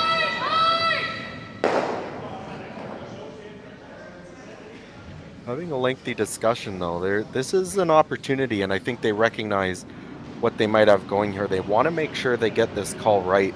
I'm wondering if you could ever come down and tap something somewhere that would be really good. Either the one top four, it might be good if you could ever get to that blue combination behind the guard and tap it a foot or two. A little bit trickier, though. It looks like they're talking about maybe pushing the shot stone about a rock's width and staying there. That would almost guarantee you the steal of one. Also tap that rock in the top 8 and spill their shooter a little bit to the left on the overhead side. They'll push the second blue stone that's in the top 8 into the top 4 and cut down the other side of the scoring area a little bit more. That might be the best make, looking at the situation here. That is a little bit trickier of a shot because you have to navigate with that guard, but I haven't really seen them signal that. It looks like they're more worried about the shot stone, so probably just going to draw to the top of the 12-foot, it looks like. If you can get it right on the U of Churchill, that should, the U or the R, that should pretty much cut off any sort of hit on the shot stone and the draw itself. And I'll probably force Mike McEwen to the other side of the sheet, the in-turn clockwise side. And while two of those rocks are in the 12-foot, I'm sure Mike can outdraw them. I'm sure he didn't dream last night of drawing against 5 to start this game. Benoit Schwartz, the last stone thrower for Team Schwaller. They are already sitting 4.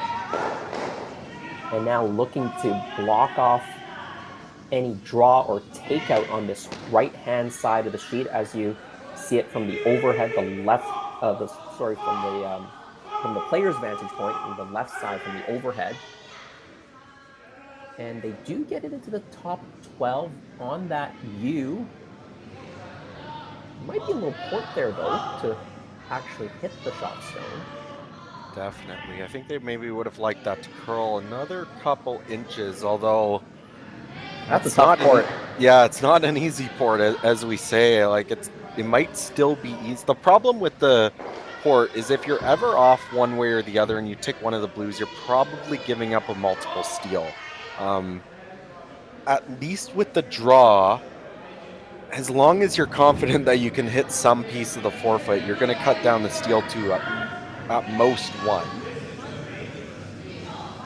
Of course, if you miss the draw entirely, you're giving up more still, but that might be the easier shot. If you're off just a little bit with the draw, you still kind of cut them down, but if you're off trying to go through that port at all, it could be a big score here in the first end. Yeah, because it doesn't look like you can Well, the port is wide enough for more than a rock. I was wondering how much weight you needed to get through that port, but it looks like you can play it with a quieter weight as well. I think that port is maybe big enough to not have to throw like a normal weight. Right, well, one of the other issues is looking at the situation between those two rocks that are near the top of the forefoot. If you do come through the port and remove that shot stone and stick right there, it's debatable whether you're shot anyways. You might also have to play a slight roll with it, which just increases the level of difficulty. So you could be playing a really tough shot through that port and still give up one. If it was me and as long as you know this, you have some idea of what the spot's doing, it does feel like the draw is probably the easier shot to at least make sure this game doesn't get out.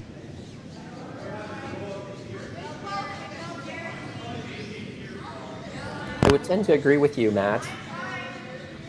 I do like the draw here. I think most teams would play the draw, but historically Mike has preferred playing hits. Yeah, for all those years being out of Manitoba, Manitoba, one of those provinces that's always been known for producing very effective hitters, and Mike, of course, being one of a long list of champions who can do that. So definitely feeling a bit more comfortable with playing this port. He's going to take it on. Needs to be very specific with the weight choice, because we've seen before that any excess weight will tend to run a lot straighter and you won't get that kind of curl that you're looking for. So you need to make sure that you throw the right weight for where the broom's coming down. Well, Team McEwen, they are facing 5. They had a long look at this, but Mike McEwen going back to probably his preferred shot, the hit over the draw. It's not an easy one. Has to go through the port. First and final stone could be a big one for Team Schwaller. Can Mike McEwen save it for his team? Mine's looking pretty close so far. Based on the way the sweepers are sweeping, it looks decently close. Through the port, it goes through, taps it, played it pretty quiet. They've rolled away, having a look if they're still second shot. Shot stone still, Schwaller. They're having a look over the second shot stone. It is very close, Matt. Any guesses?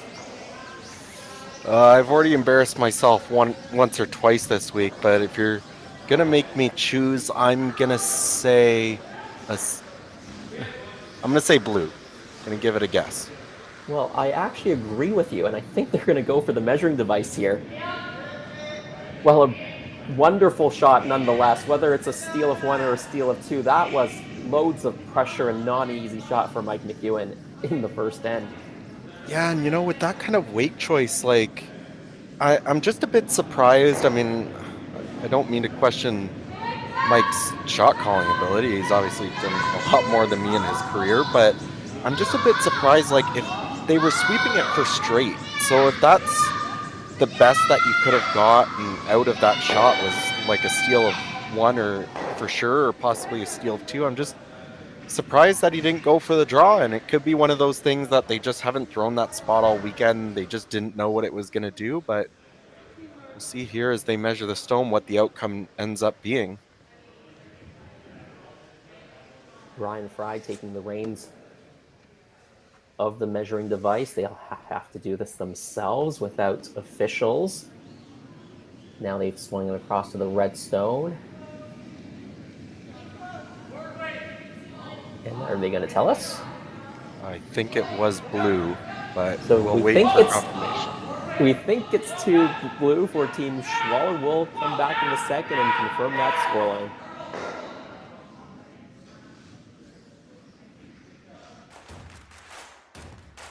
Imagine being able to stream every curling game from every sheet from any event, be it your Wednesday league game, bonspiel, or corporate event. Curling Stadium offers an all-inclusive streaming solution featuring high-quality cameras, ease of use, great reliability, and minimal installation. Offering your sponsors customizable ad space on your streamed curling games and being able to sell video packages to your corporate events for increased revenue. With Curling Stadium, you can stream to any device, be it your mobile phone, tablet, or computer. Push the feed to your desired platform, be it Facebook, YouTube, or any other social media. Curling Stadium is simply the way forward. Where it's commonplace in other sports to televise every game, we want to do the same. Curling is a global sport, and it's time it gets the coverage it needs. Make your curling club the next Curling Stadium. Welcome back to Curling Stadium, Martensville. What a first end for Team Schwaller. They open with a steal of 2. It could have been even more, but Mike McEwen makes a end-saving, perhaps a game-saving shot to limit the damage to 2. If you're just joining us, my name is Jason Chang. With me is 2019 Canadian World Junior Champion Matt Hall. We're bringing you the action from the ice to your device. This is one of the 4 semifinals out there. We've got the other men's semifinal and the 2 women's semifinals. All can be streamed from curlingzone.com and on the Curling Zone YouTube channel. We talked about the international flavor of this event. On both the men's and women's side, 2 international teams making it into the semifinals. We have Team Schwaller on our feature sheet here, but from Japan, Riku Yanasagawa playing against Colton Flash.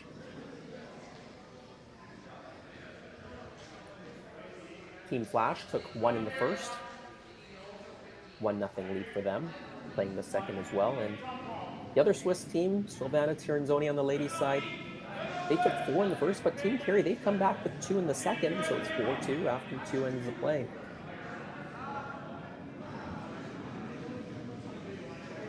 Well, Matt, I've got to ask you about the statistics here.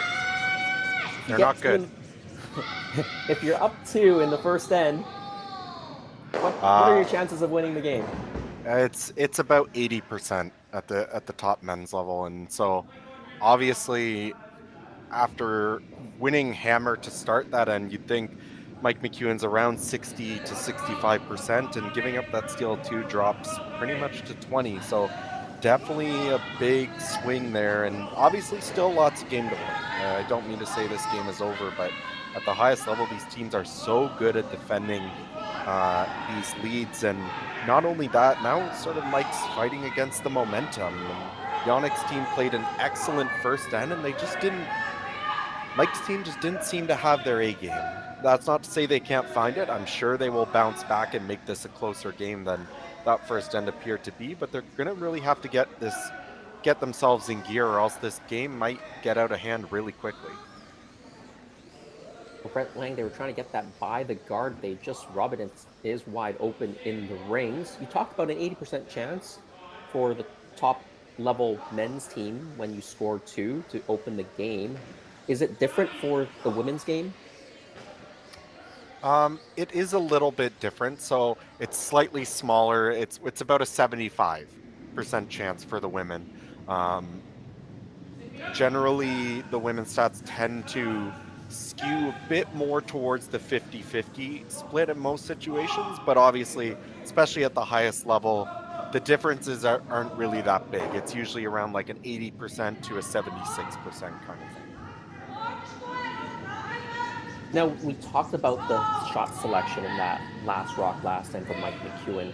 It didn't even look like it was possible for him to score playing that shot as things moved and rolled away. His shooter rolled away. Maybe it wasn't even possible for him to just give up 1 based on how far that shooter rolled, giving up 2 where it did, right? So if you had drawn and just given up 1 to Schwaller, how would the win percentages change if Schwaller only took 1 in the first?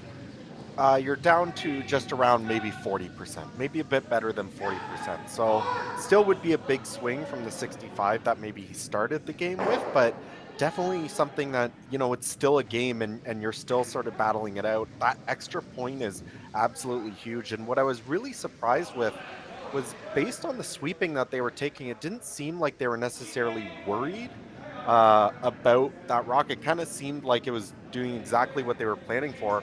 Only end up pushing the rock about a foot and end up giving up the steal of 2 anyways. So I didn't mind that call if you were certain that you were only going to give up the steal of 1, but whether it was just a misjudge on the speed or whatever it is, he ends up just rolling that little bit too far. And I mean, we're picking hairs here. Like, he was a quarter inch probably from sticking around and at least only giving up the steal of one. So we don't mean to harp on him or anything like that, but it just ended up on the wrong side of that inch and finds himself in a much tougher scenario here. Well, I am backed up by Mr. Probability, so maybe we can split hairs today.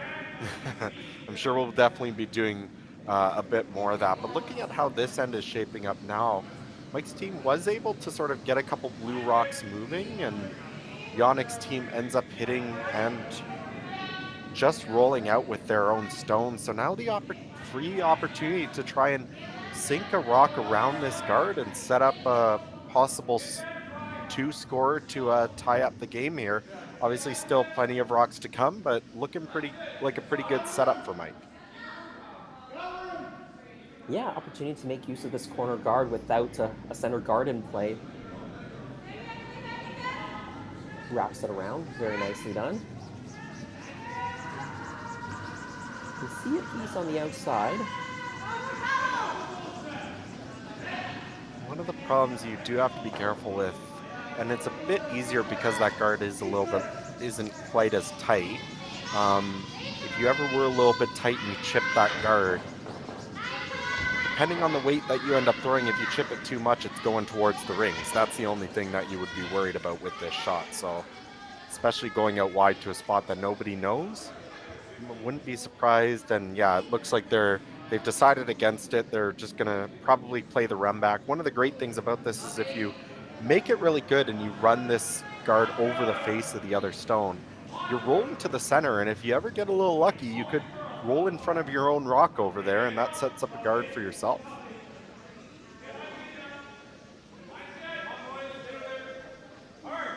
Yannick Schroller, the skip, throws third stones for this team.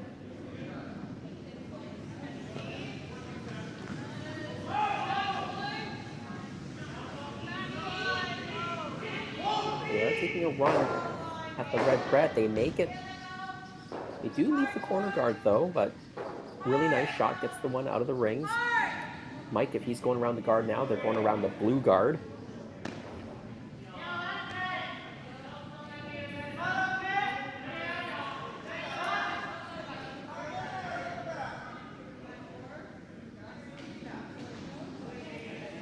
It does leave another guard, and one of the good things is it is Schwaller's color.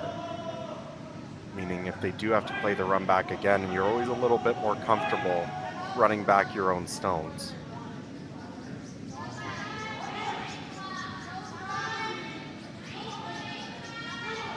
Big sweep here to carry this into the rings. To get it by the guard. Now probably want to stop sweeping so it doesn't overcurl too much. And this one's slipping a little bit further, so this is one where they might now look at making the play on the rock in the rings. Is still pretty close to the guard though, so would need to play it pretty tight to the guard, I think, to stick around. But unlike the last opportunity, there's no risk of chipping an opponent guard into the rings. If you chip it, you're chipping your own stone. Exactly, and it looks like they've just decided to throw peel weight and just pick it out. I think this is maybe just a sign of, you're just maybe going out into a spot that you're not 100% sure of. You don't know what the speed will be like out that wide to really take on a finesse shot. So just going to pick it out, and Mike will probably have the opportunity to draw around the guard again. But in that case, depending on where he puts it, you'll have the same run back, maybe the same pick. You could follow him down and freeze. You're going to have some options here. So you're probably not too worried if you're the Schwaller team.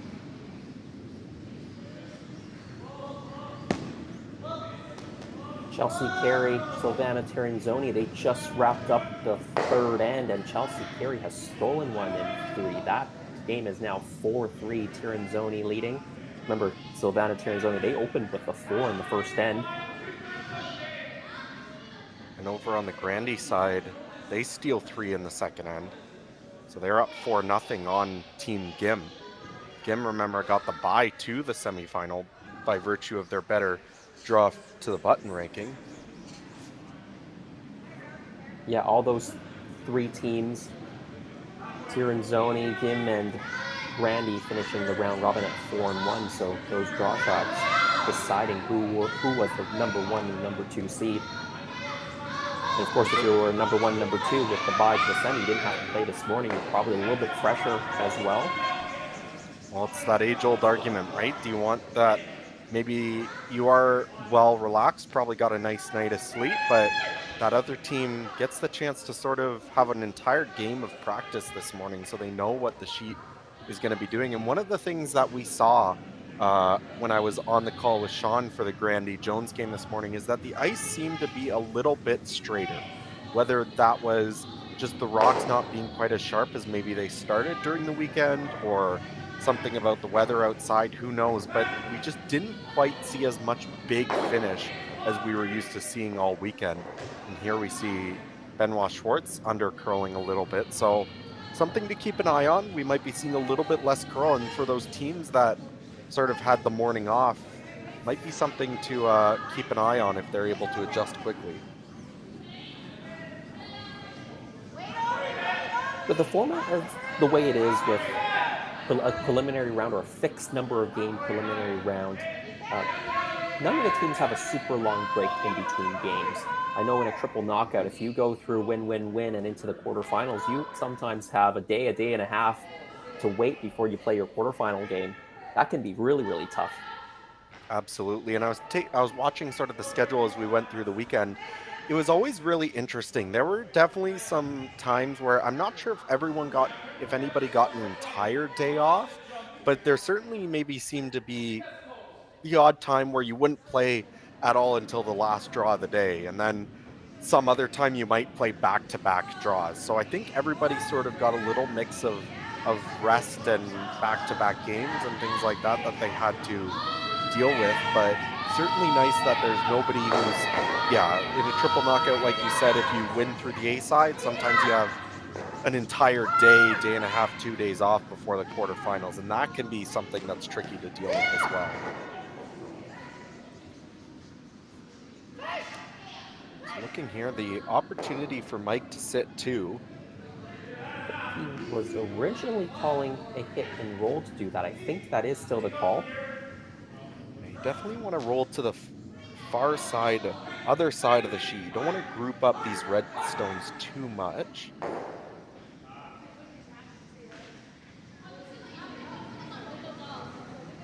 Maybe they would have liked to, if they were going to roll that way, I think they probably wanted to maybe roll a half rock more to make this double a little bit tougher.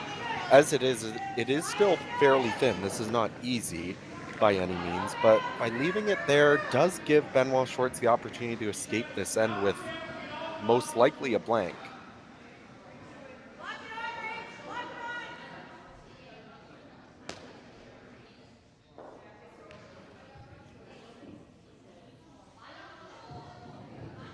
So final rock here in the second M for Benoit Schwartz, looking to make the double.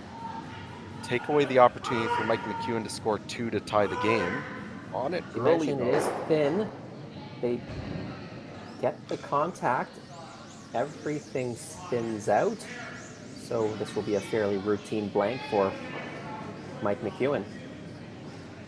Had a chance to score 2 there if he had made a better roll off his first hit and roll. He was definitely on. It definitely looked like the call was to roll towards the other redstone. I think they just wanted to maybe roll another half rock or so to make that double super thin. Unfortunately, just isn't able to execute it as well as they would have liked, but they're still walking away with a blank, and I think they'll take the blank over the force any day of the week. So Brent Lang taking a bit of a break. Jonathan Duke sweeping this one through the rings. And it is still 2-0 Team Schwaller after 2 ends of play.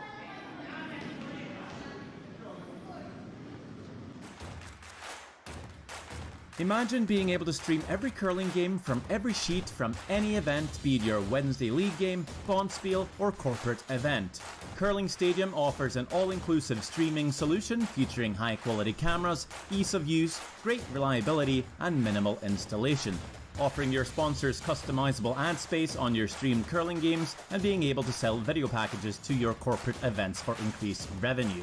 With Curling Stadium, you can stream to any device, be it your mobile phone, tablet, or computer. Push the feed to your desired platform, be it Facebook, YouTube, or any other social media. Curling Stadium is simply the way forward. Where it's commonplace in other sports to televise every game, we want to do the same. Curling is a global sport, and it's time it gets the coverage it needs. Make your curling club the next Curling Stadium. We asked Saskatchewan what they know about 5G. More speed? More innovation? It's gonna make our lives a whole heck of a lot easier. This is what 5G looks like. better, faster. Sounds like one more G. Sounds pretty good. I don't know what it means.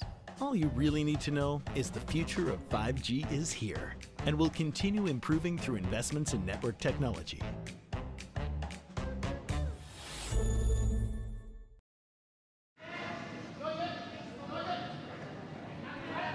A blank in the second end means Team McEwen retains the hammer. As we start the third, Team Schwaller, that steal of 2 in the first. That's why they lead 2-0.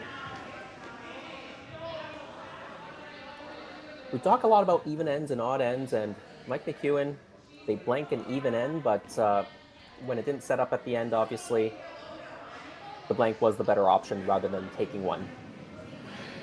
Yeah, you know, I think the discussion between odd ends and even ends, I think statistically speaking, it does show itself this early in the game, but the advantage of scoring versus the odd and the even ends versus in the second and third end is very slight. Usually you can expect there to be some kind of blank somewhere along the way after that anyways, so it ends up being very small. But it definitely becomes a lot more important once we start moving to the 4th, 5th, and 6th. That's where you really want to start to do what you can to control the hammer and control when you're going to get the hammer and go for those scores. But definitely just a slight maybe hit that they get the blank there, but I think Mike will take that all day rather than scoring one there and being down one without. The blue guard was a little bit off kilter, almost even a corner guard. They're going to go around it anyways. That's Team Schwaller. Mike McEwen being down by 2, they put up the corner guard, not unexpected. Yeah, and I think with those rocks not necessarily hitting the center line the way they would have liked, very good opportunity here for Mike to take on something and be a little bit more aggressive than maybe he would have otherwise. Even if things don't go his way, the center line is pretty much open. He should have a draw to the forefoot.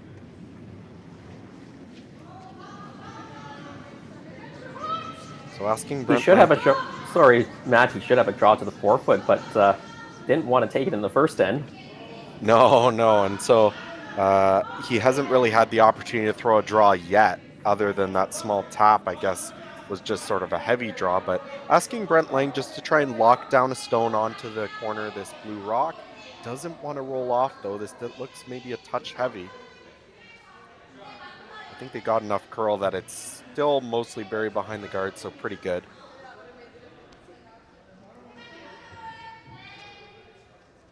Of course, 5 rock free guard zone in play, so Team Schwaller, they can't remove that corner guard yet. They have to make a play somewhere around that off-center guard. Discussing a freeze or maybe even tapping it. Yeah, I think you have 2 options here. You can either just freeze the red stone. I think you try and get as close to nose as you can, or maybe even slightly over curl the face. That way, when you play the run back, it's angled in such a way that it won't jam on the blue. Your other option, and I saw Yannick suggested at the start, is you could draw around everything. And with the amount of curl that we've been seeing, I think you could definitely get buried top button or top 4 into a really good spot. But the problem with that is probably Mike's just going to follow you down and lock down another corner freeze. And if he starts getting all these angles working for him, especially if you think about where that red one is at the top of the 12 now, if Mike can ever hit that, his shooter's rolling towards that corner guard. So he definitely likes the way the angles are setting up here if you're Mike. And so Yannick is instead going to opt to try and freeze to this red one. Does a fairly good job, doesn't quite get the amount of curl that he was looking at, but it's still angled in a way where that red should go if you throw any weight at it.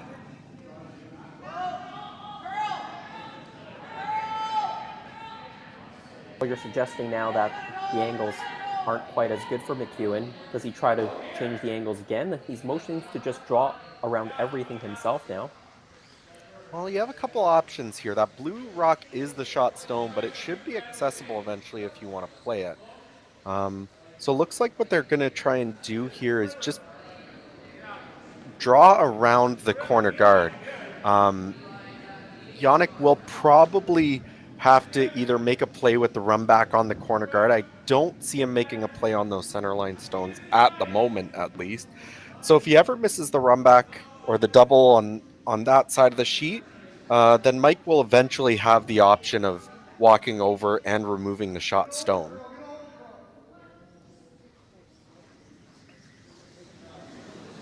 This one looks really nice. That's pretty darn buried. And you're pretty happy with that result if you're Mike. Keeps it high enough above the tee line that there's really no issue at all with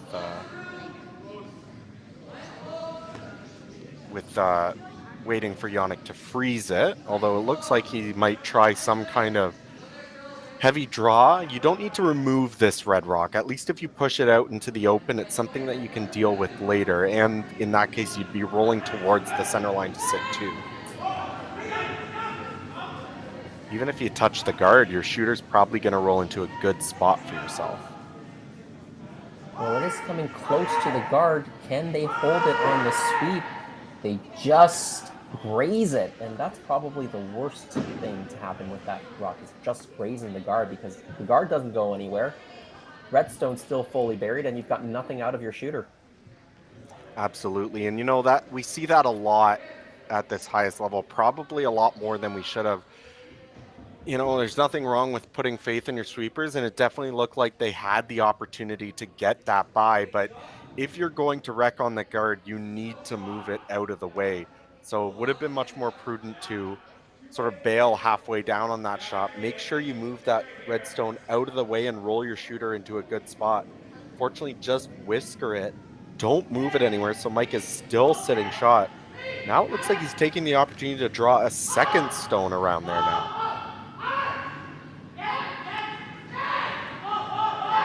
I think Mike is actually sitting second and third. I think that blue stone from Schwaller still shot stone, but it is accessible right now. Yeah, yes, and that's what I mean. He's going to draw around. He knows he's not going to be shot, but he knows he can access that blue stone at any point. Actually, I thought he might do it now, and he did sort of suggest the idea, I think, to start, but this is also a great call. If you can get in there and sit 2, 3, 4, now if you ever get the opportunity to take out that blue one, you're looking at a big score. That is what they do. They are sitting 2, 3, 4, Team McEwen throwing red stones. That Schwaller stone looking more and more lonely. That shot stone that's just fully 8 foot, slightly exposed on that left-hand side of the sheet behind that off-center guard.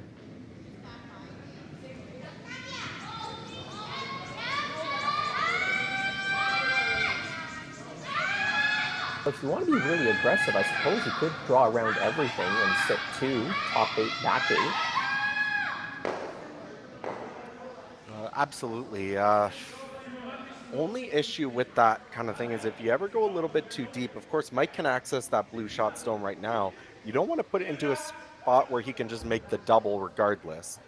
And you know that if you play this run back or try to make some rocks fly here, if you don't make the run back, you at least move out of the way, then even if Mike makes that hit, there's probably some easy doubles sitting around somewhere. And with a 2-point lead, I think you're okay with giving up 2 given the situation that you're in right now.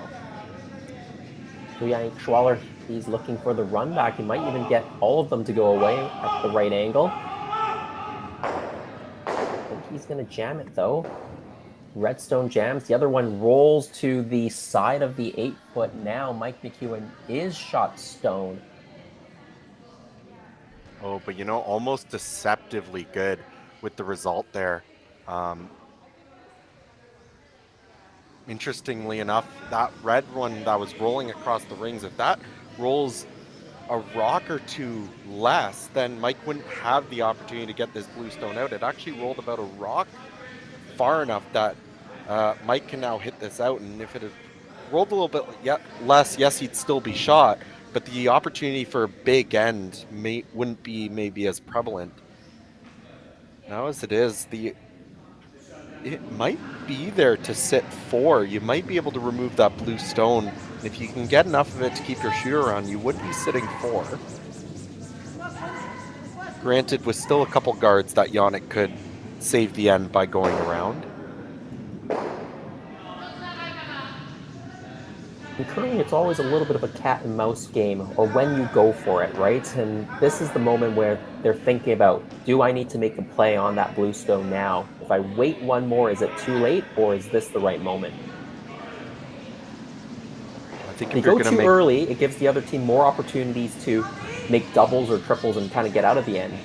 If you go too late, you might not be able to score your multiple score that you're hoping for. Yeah, I think if you're going to make a move, you kind of have to do it now. Anything else that I see, any sort of draw, there's nowhere that you can really draw, because if you try and draw around, then Yannick might be able to access that blue stone as maybe a small tap or a run back. If you try to draw maybe around that blue guard, you might not ever get another opportunity to play this shot. So I think if you're going to do it, do something. Not that you necessarily have to access that blue stone to sit for, but if you're going to do something around those rocks around the center line, you kind of have to do it now.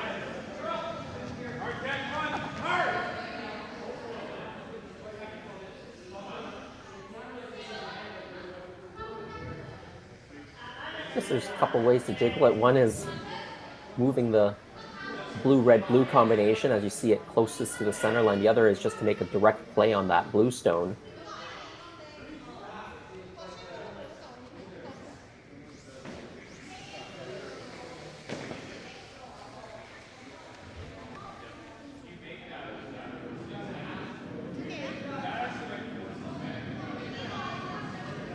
The sense I'm getting is if you make a direct play on the blue stone and just push it out, where you leave the shooter, you might leave a double, and the blue would roll behind that off-center blue guard. Definitely a possibility. One of the things about playing this rock at the top of the 12 is if you ever think you can get to nose with a lot of weight, it probably just goes off the red top 8 into the other one over on the side. You would be able to get rid of that blue stone that's in the 8-foot, but that other one isn't really going anywhere. So I thought they might just play the direct hit on the one. And yes, you would likely leave a double somewhere, but if Yannick doesn't make it perfect to roll behind, then he's flirting with giving up a big end. So looks like they've actually decided to play one more draw around this corner guard and set themselves up. There's a bit of an argument that you might not ever get another chance to play that blue one if you do this, but certainly possible that you will, and this sort of puts a lot of pressure on the Schwaller team to execute their next few shots, or else they're going to give a free opportunity for Mike to sit a bundle. D. McEwen, they've played this shot the last couple of rocks, so they should know the speed and the line. As long as they haven't forgotten, because they had a pretty long discussion about moving that blue stone.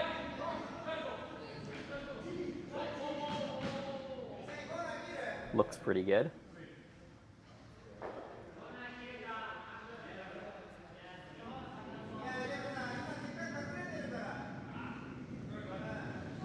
Well, first thing that Yannick motioned was draw around everything. Now saying maybe you can play a hit and roll behind everything. Well, you know, Jason, I just took a look over at my other screen and I was wondering why I had 2 Grandy Gim games showing, and well, the reason is that Tirinzoni game is over. Looks like Tirinzoni came up with a score of possibly 5 in the 4th end to take a 9-3 win against Chelsea Carey and move herself into the championship final. Wow. Thanks for that update, Tirinzoni. They jumped out to a 4-0 lead. Carey got 2, stole 1 back, and was threatening to throw your whole stats book out the window, but Tirinzoni Well, the favorite after one end, a heavy favorite after one end, if you're up by 4, holds on and actually takes it pretty easily. And actually, I'm just took a look over at the official score. There must have been a rock I didn't see. It was actually a score of 6. So it's a 10-3 final for Silvana. Wins in 4 ends, and they have a nice long break before going out for the final.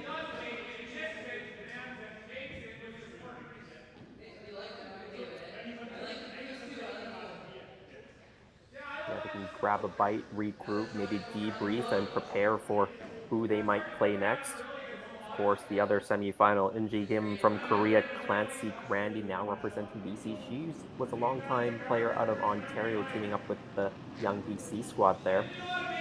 Absolutely. I believe actually a Grand Slam champion, if I remember correctly, playing with Ali Flaxey a few years ago. So definitely plenty of experience herself. And she's off to a 5-0 lead over Gim.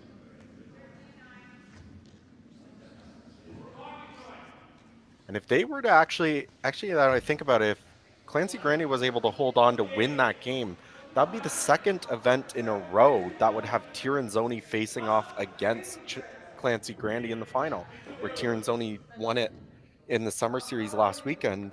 And actually, Yoonji Kim won her event that she was in Alberta last weekend as well. So definitely some teams off to some hot starts this season.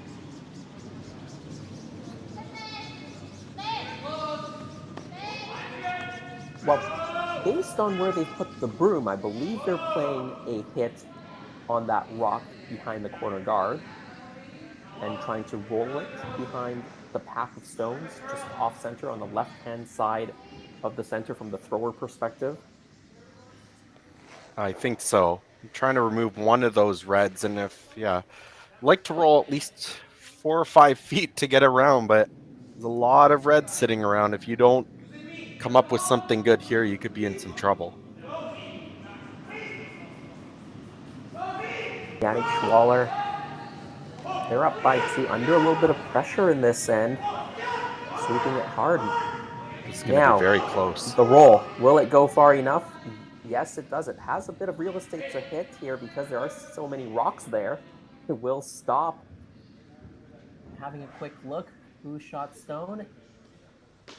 Red is still shot stone, it looks like, but blue now second and third. That will make them a little bit more comfortable as this end progresses into the last couple of stones. Still 4 red stones in the rings, but no obvious double on the blue stones right now. No, not that I see. You could remove one of them. One of the problems, so if you remove that blue stone that's in the top of the 8, but you roll somewhere, you're probably going to sit 1, 3, 4, 5, but you're exposing that red stone where Yannick might be able to hit in off of it, or he could just ignore it entirely and draw around everything into the 4-foot. And if you remove that blue stone from the top of the 8, you don't really have any way of accessing it. I don't really see a viable option where you're going to be able to get rid of both of those blue stones, and Yannick's not just going to throw another one in there. So best option here might just be to try and draw around yourself, bite the top of the 4-foot, and sit shot, sit 2. Yeah, sitting 2. They do that. I think they're going to take some time here to try and find if there is any way to bring those other red ones into play. I'm not really seeing it, but so I think if it was me, I'd probably just be trying to draw somewhere and sit 2 and go for your 2 that way. And if you do end up drawing around everything to the top of the 4-foot, you sit 2. What is Yannick going to do? He probably has to play some kind of tap on the blue stone, maybe pick out the red. But if he's not careful, you still might have a shot for 3.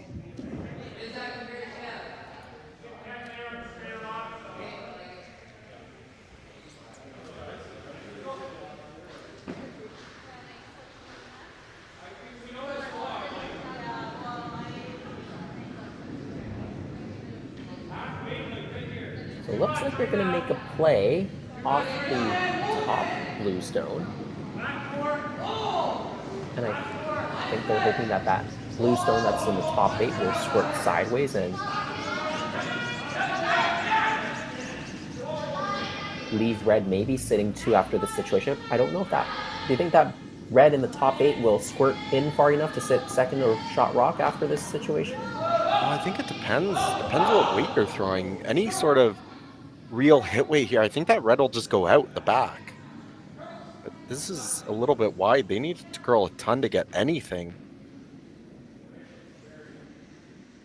They don't get anything, and now Team Schwaller feeling a little bit more comfortable. They first looked at picking the red stone. You have to be careful not to pick out the blue stone if you do that. I would probably not play that myself. Definitely something these guys are capable of, but I think there might be some better options here. Like I said, we've seen enough curl. If you could ever slip a draw in there, it's going to be very difficult to get rid of for Mike. Of course, then you're risking giving up the multiple score. If you ever do make that pick, it's pretty much a guaranteed force. That looks like what they've decided to do. Well, that's a man of confidence. I would be very scared to pick out my own blue stone doing this. But my name isn't Benoit Schwartz, so... It's not usual that these guys are a whole rock off of the line they want to be. So I would expect them to be a little close.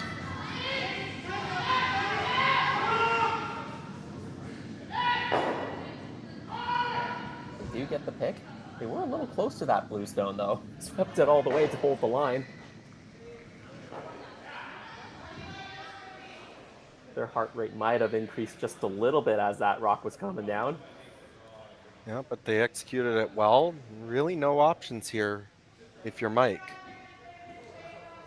Yeah, and now of course, there's still 2 rocks to come, so still the possibility to probably set something up, but anything he does, I think Yannick's going to have an opportunity to force him. Yeah, Yannick's blue rock that's still there can be slashed into the button area. That's the one that Mike had been talking about moving a few rocks ago. Now maybe regretting he didn't move it earlier.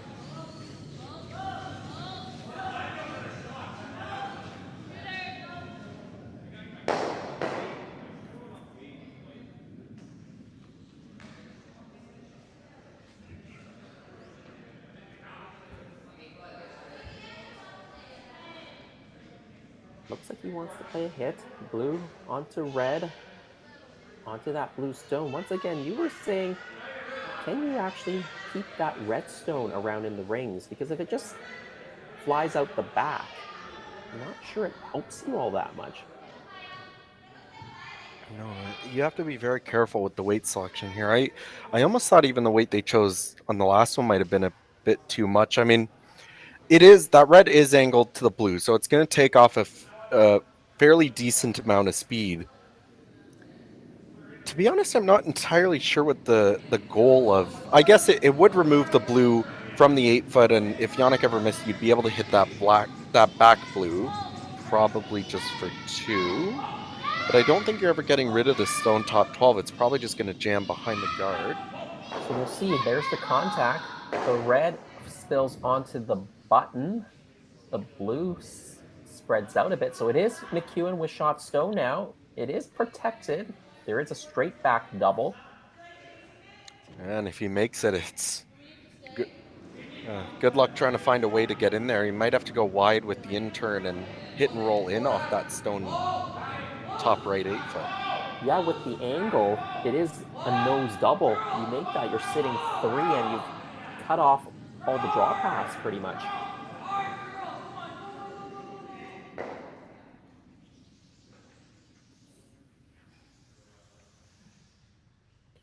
By the way, big opportunity here for Team Schwaller. Capitalize on this one. You're you're almost guaranteeing the force, I believe. Needs it to curl. Maybe get it over the top. It jams on the other blue, but it does spill out, and, well, opportunity for 2 for Mike McEwen. Almost incredibly lucky. That wasn't far off from jamming that stone at the back, and it would have been a draw for 3, but thankfully through enough weight, it spills out, and now a free chance for Mike to get that draw weight confidence in him. Yeah, he didn't look comfortable throwing the draw through the first couple of ends. Had a couple of chances maybe where a draw could have been used. It deferred to the hit. It's nice to have an opportunity, like you said, to lay one down without too much risk, and you have a little backing to work with if you need it.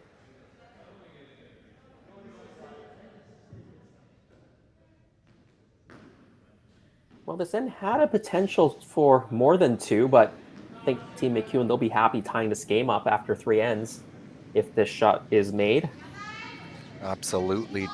Especially with how they've been playing, there's been some uncharacteristic misses from the McEwen squad. Thinking back to that flash by Fry in this end, giving up that steal of 2 in the first. I think, all things considered, having a tie game after 3 ends, they might just take a deep breath and roll along with it.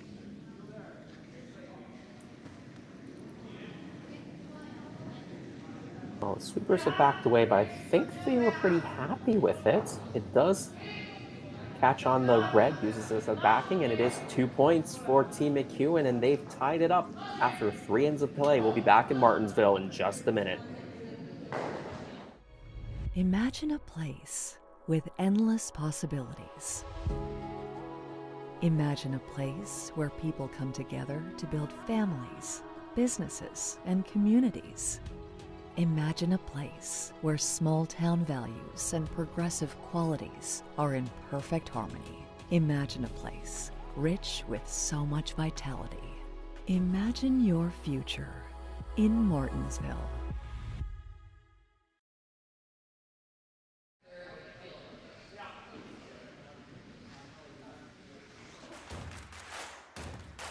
Imagine being able to stream every curling game from every sheet from any event, be it your Wednesday league game, bonspiel, or corporate event. Curling Stadium offers an all-inclusive streaming solution featuring high-quality cameras, ease of use, great reliability, and minimal installation. Offering your sponsors customizable ad space on your streamed curling games and being able to sell video packages to your corporate events for increased revenue. With Curling Stadium, you can stream to any device, be it your mobile phone, tablet, or computer. Push the feed to your desired platform, be it Facebook, YouTube, or any other social media. Curling Stadium is simply the way forward. Where it's commonplace in other sports to televise every game, we want to do the same. Curling is a global sport, and it's time it gets the coverage it needs. Make your curling club the next Curling Stadium.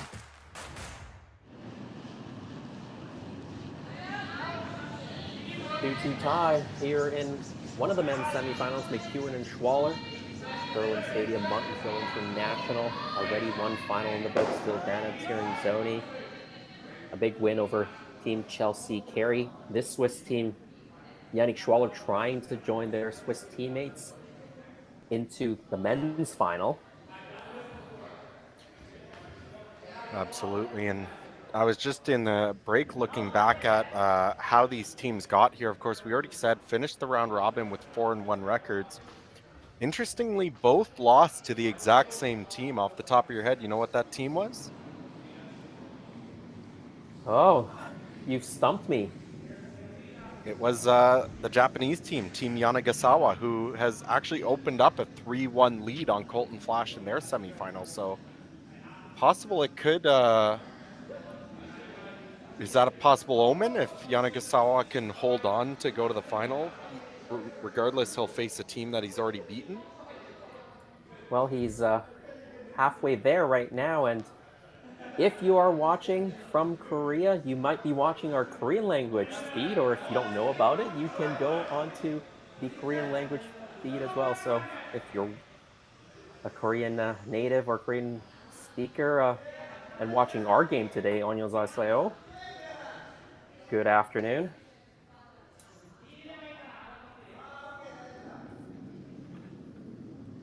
So in this game, McEwen getting 2 good rocks set up here. Maybe not exactly where they wanted that stone, ending up in the top 12. Probably would have liked that as either a guard or top 4, but this stone here by Schwaller, maybe over curling, going to just touch that center guard over.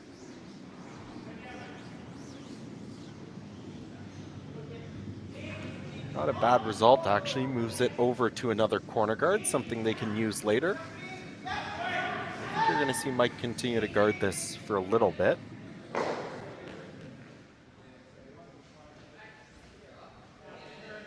And speaking of that game with the Korean feed, it is Eunji Kim trailing Clancy Grandy 5-0.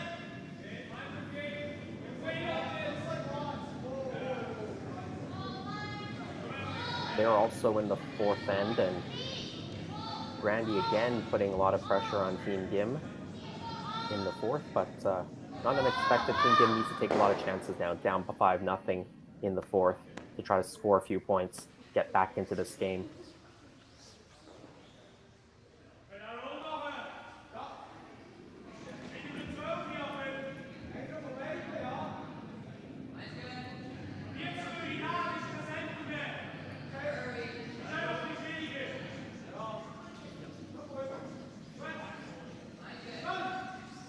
So we do want to thank our friends in Korea and Japan for providing the local language commentary. The Japanese game, Yanagisawa Flash, there is a Japanese commentary to that as well. You go to the YouTube stream of those games. The link to the local language streams are located in the chat box. So just click on those links and you'll be taken to those feeds.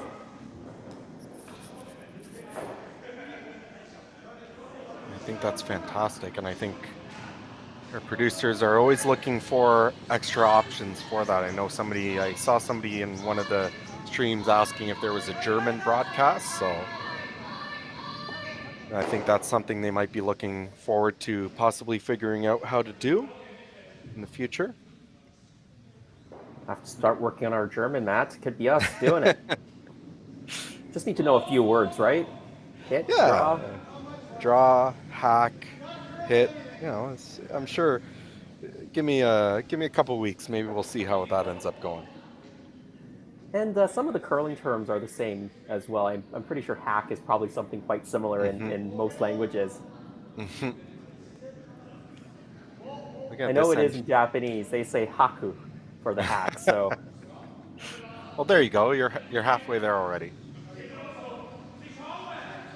Yeah, this end though, interesting on that last rock by Schwaller, was able to actually roll into the rings over on the side. So another good guard by Mike, but possibly something they might be able to bring into play here if they continue this on. For the moment though, probably just trying to peel this guard, maybe get the one over at the other side of the rings as well. Pretty close. Catches it and unlucky not to get that out.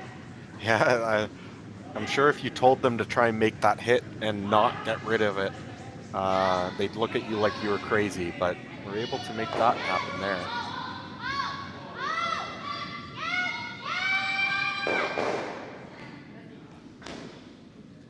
Well, a couple of corner guards in play on either side of the sheet. 2 McEwen Stones in the top 12 and the back of the 12. So,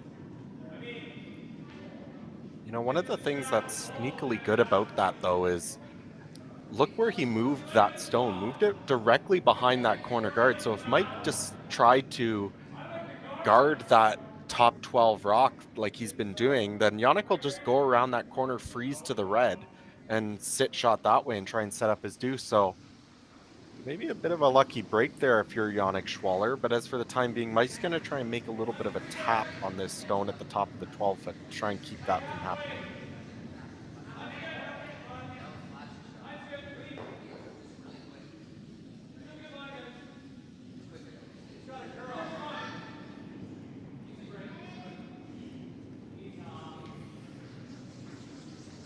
Or no, just settle on the guard here. I guess I saw him signal for the tap initially, but they must have had a discussion and changed it.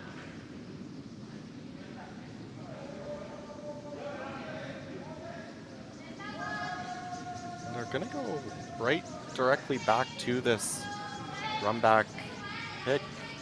This also works too. If you are able to get rid of that stone out from behind that corner guard, leaves just one red stone in the rings, and Mike has to be careful. If he ever leaves a double, then you're bringing that other blue into play. I guess I like this. I thought we might see Yannick try and freeze around that corner, but trying to do it this way, you always keep the opportunity for possibly a blank alive. Yeah, you mentioned that blue.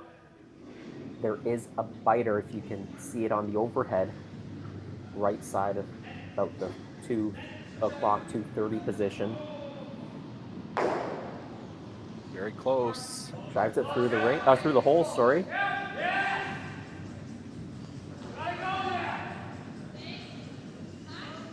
Probably asked the same shot again. Nothing much has changed.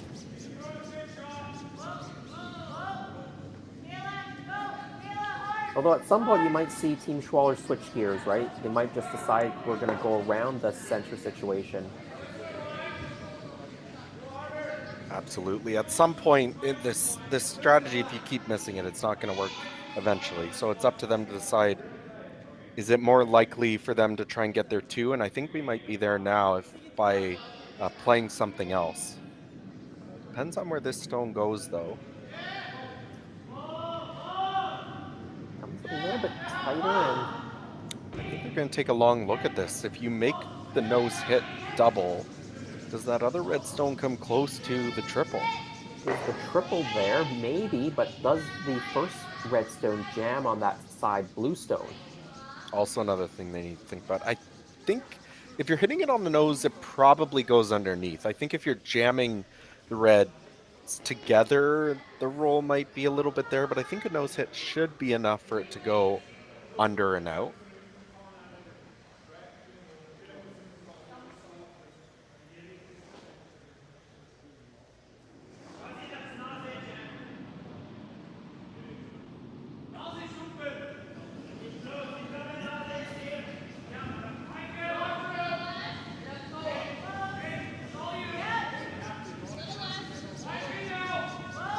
If you're just joining us, this is a semi-final game. All the games on the ice are semi-final games.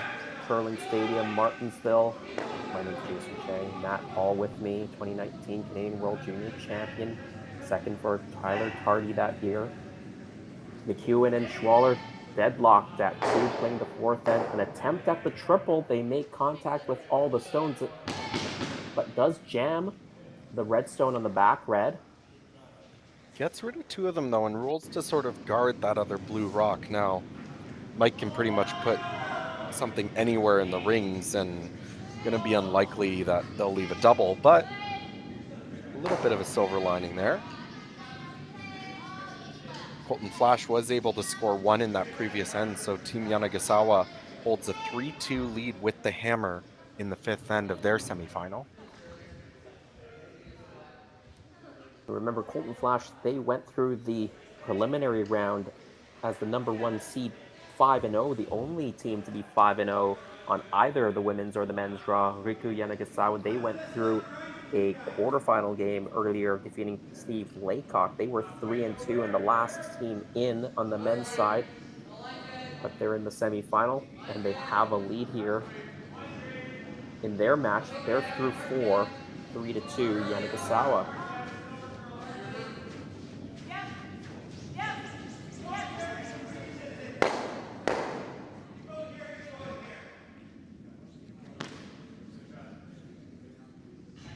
Well, Matt, what are they discussing here? Whether to go around the guard on the left or the right? Right, yeah. They're trying to figure out exactly where the best place to go is, and Mike's going to come down and have another discussion about it. I mean, intuition would tell you that probably going around the blue might be better because you're getting so much separation with the stones.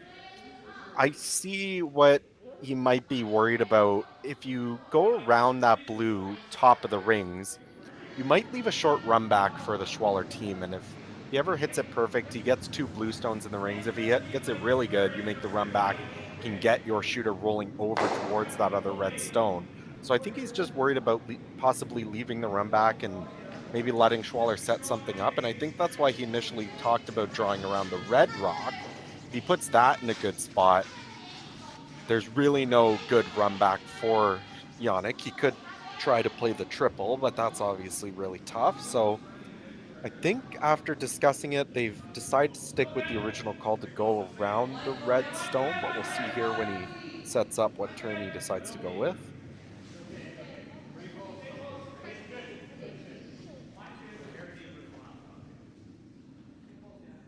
It looks like it is the intern. So he's going to try and bury probably top 8, top 4 weight just around that red corner guard.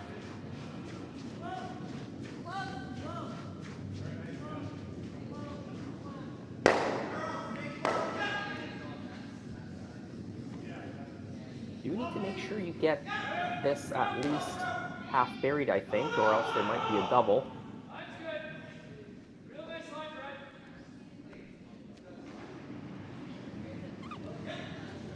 It will bury. Drag it just to biting the 8, I believe.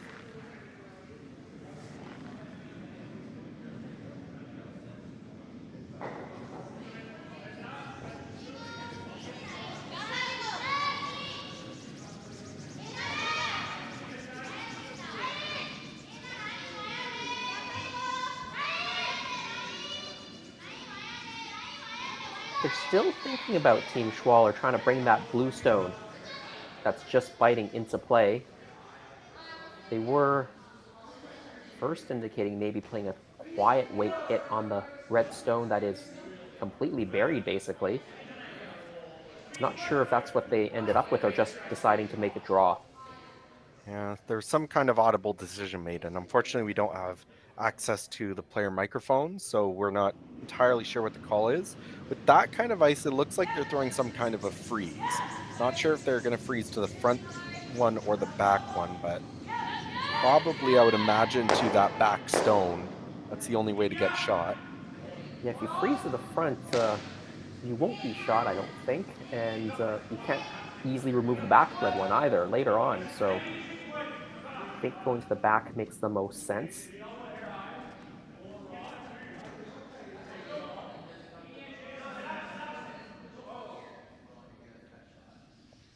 It's going to be very close. How good is that? It's nice when we guess correctly. Yeah. It's a tough job we're doing, but I hope we're doing it well. That is a very nice phrase. Do you think it can be blasted out? It's Maybe. locked on there, actually. It's that's very difficult. I mean, you probably could take a crack at it. You could probably move that blue stone enough to get it out into the 12-foot and leave yourself shot. But I mean, they were already thinking about playing that maybe lightweight takeout on that redstone that's buried anyways. You might leave that for a multiple score. And obviously, if you ever, it's a very thin hit, and if you ever don't hit it perfect, you end up giving them a free draw for 2 anyways. I think what they're probably going to do is just try and follow him down and make an even better freeze, put it in a spot where Schwaller can't pick it out for, or get rid of it for a couple.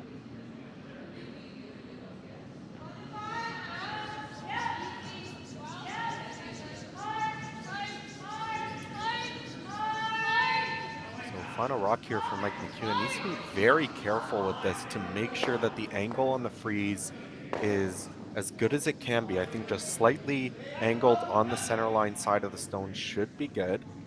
This one already a much tighter line than the Schwaller team was taking.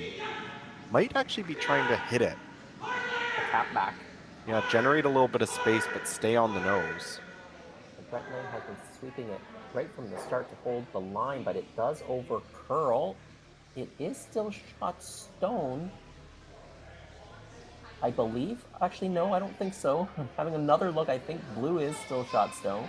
I think it is blue, and one of the things that was surprising there was on Benoit Schwartz's first stone, for most of the draw, his rock was on the other side of the center line, and he used that really big late swoop to get up to the nose of the stone.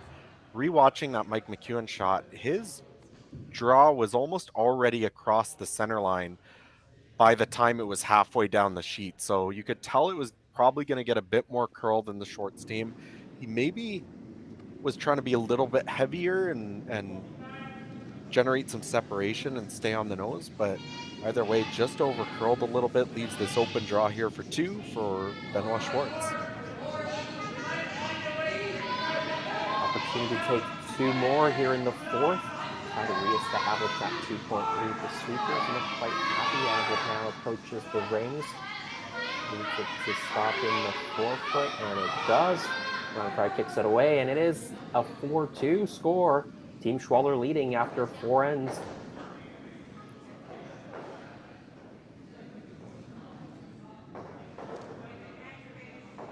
We asked Saskatchewan what they know about 5G. More speed, more innovation. It's gonna make our lives a whole heck of a lot easier. This is what 5G looks like. better, faster. Sounds like one more G. Sounds pretty good. I don't know what it means. All you really need to know is the future of 5G is here and will continue improving through investments in network technology.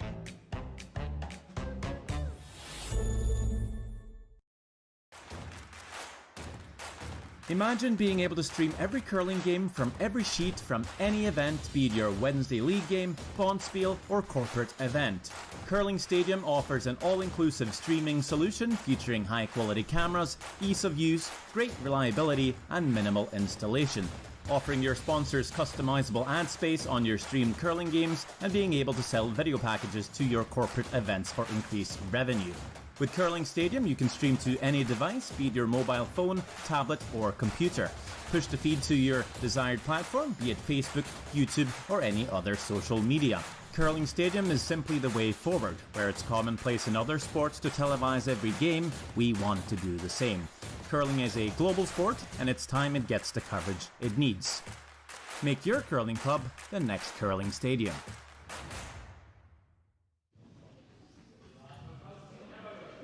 We're back here in Martensville, second half of this semifinal game. Team Schwaller taking 2 in the fourth end to double up on Mike McEwen 4-2.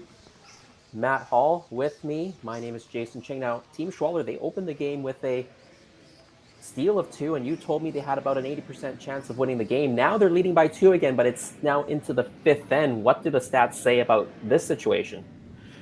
Well, they're pretty close to the same, maybe slightly worse for the McEwen side. Now, probably up to about an 85% chance. So very similar, and we've already seen Mike claw back with the 2 already, but he's starting to run out of ends a little bit here. If he gets he could get a 2 back, but just not as much time to maybe claw himself back into a position. So back up to about 85% here for Team Schwalbe.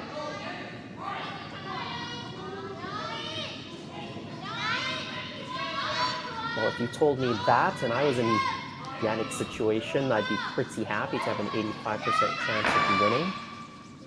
But you still got to execute through the last half of the game to take it home. Absolutely, and that's, those numbers are generated from hundreds and hundreds of games that have been played over the years, but it all comes down to whether or not you can execute. It's, 15% chance is better than 0. It's been done before.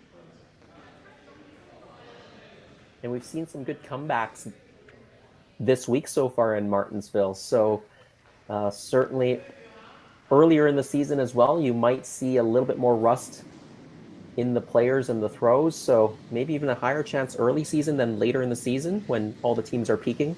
I think so, especially with as good as these teams are, a 2-point lead when they're playing at their best can be extremely difficult to overcome. When they're making, and it's all those defensive shots, all those long run backs, those doubles, things that you might not entirely expect to be made as well this early in the season. So I think there's definitely going to be opportunities for Mike, but he's going to have to push the envelope a little bit, try to get some good angles, and really set things up for himself well. And well, that's not what they were looking for there on that last shot. Brent Lang coming up well light on that freeze attempt, leaving another center guard for the Schwaller team to utilize. So they're going to wrap one right around, and Mike could be in some trouble early here. Yes, and Michelle, the second stone thrower for Team Schwaller.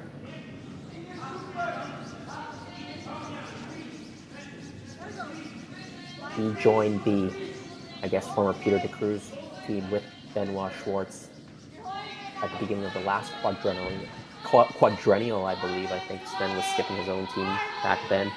Kind of built this super team out of Switzerland. They've had a lot of success over the years. Yeah, and I think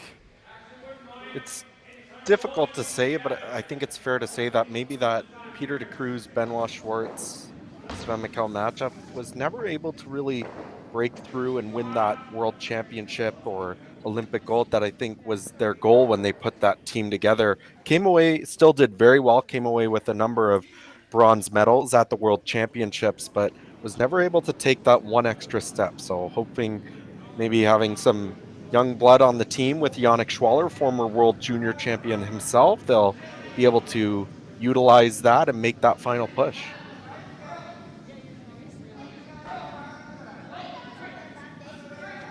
And Sven's partner, I believe, is Alina Petz, who's already found her way into the women's final, so he'd like to join her in the men's side final. That would be a nice reunion back home. Two winners on tour. Must be a little bit of a rivalry. Who's the higher ranked team on the... Who's doing better at each Bonspiel? Who's bringing home more cash to pay the bills?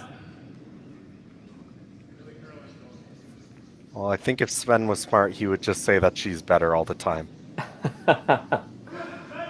And you might say the stats prove it.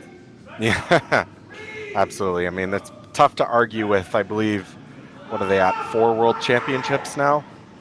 I think Alina's won 4. Yeah, so it's tough to argue with results. But yeah, the result here, not so good. Just touching off that guard.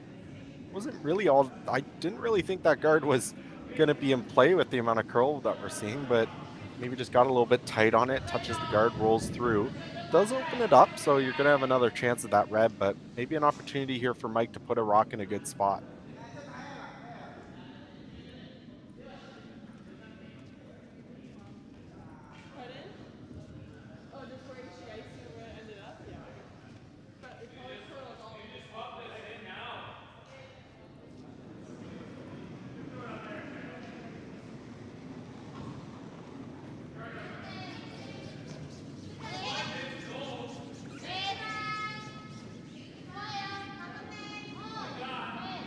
Our viewers might be thinking Sven is a world champion himself, and he is in the mixed doubles discipline.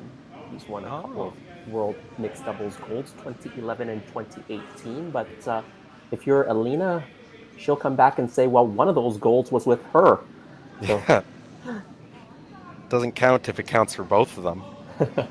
My apologies to Sven. I'm not as well versed on the mixed doubles side of things as maybe I should be, but I love playing it. I don't know, have you played much mixed doubles yourself? I also do enjoy playing it a lot. It's really warmed up to me. That discipline, when it first started, a decade and a half ago, didn't make a lot of sense to me, having played a traditional 4-person game. But after playing it, it has gotten it's very fast-paced. That's what I really love about it. The games don't drag on for too long.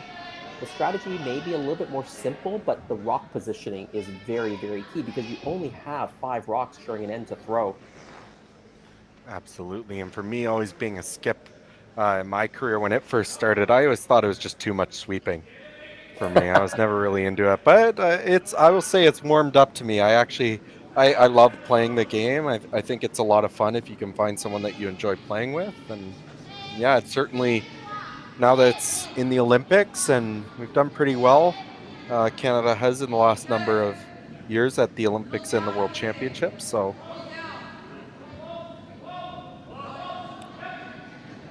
here's the opportunity for Yannick Schwaller to hit this stone. If you hit it on the nose, I think he will be shot. It's possible he might want to get a small flop in behind the guards. They're sweeping it for curl, trying to get it to move across the face. Hits it pretty much on the nose. Team Schwaller, they do have a 4-2 lead right now, playing the 5th. And I think they did get enough at least to sit second shot, so they are sitting 2. Mike has some work here to try and set up a multiple score. He can always come around the other side, hit and roll in off that other blue rock. You have to be careful not to go too far and leave Yannick a short run back.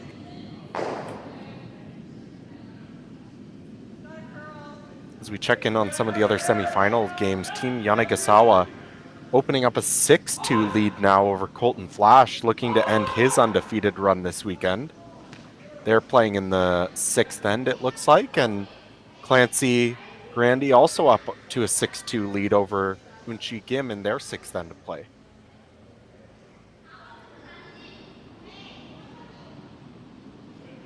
Well, that's a miss for Ryan Fry. He seems to be just a little bit off this game. A couple of misses from him over the course of that match. They were trying to hit that blue stone through the port. The port was pretty big, but still manages to clip the guard. Yeah, unfortunately, you know, Ryan's one of those players that when he's on, he's not the kind of guy you want to be playing against. He's such a good thrower that when he has his stuff figured out, he can be a deadly weapon. But today just hasn't seemed to have what he's been looking for. We saw a flash in the, I believe it was the 3rd end. Couple just missed draws in there, sort of wrecking off the guard a little bit. Definitely not where he was hoping to be today. Yes, certainly he's been one of the top thirds over the years. Obviously a Olympic gold medalist with Brad Jacobs, and whenever Brad Jacobs talks about their couple of incredible seasons together, winning a Brier and then winning that Olympic gold medal, he attributes a lot of that success to the way Ryan Fry was playing at third stones. Absolutely, yep. He was definitely the MVP of that 2013 year when they won the Brier, and then still had to make their way through the pre-trials that year, but ended up winning the Olympic trials, beating, I believe it was John Morris in the final that year to go to the Olympics, and beat David Murdoch in the gold medal game of those Olympics.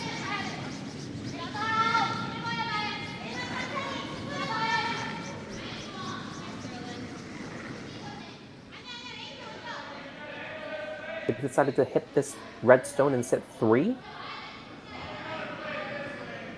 Yeah, I think it's probably the most prudent thing to do. Of course, with the way the situation is lined up, you could ignore it.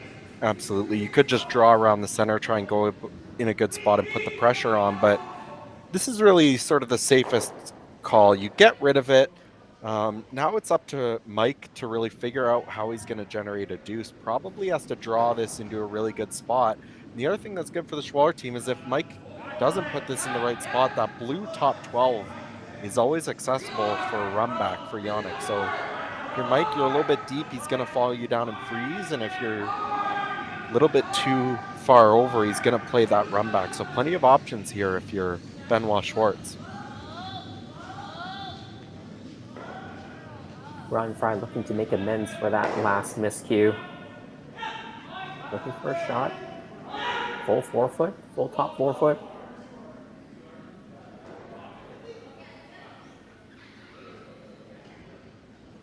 They're hoping it stops in time. It won't. Wasn't even close, in fact. Slips right through. Yeah, just not Ryan Fry's best game today, I'm sure. This is one that I'm sure once he comes off, it's going to be pretty easy to put behind him.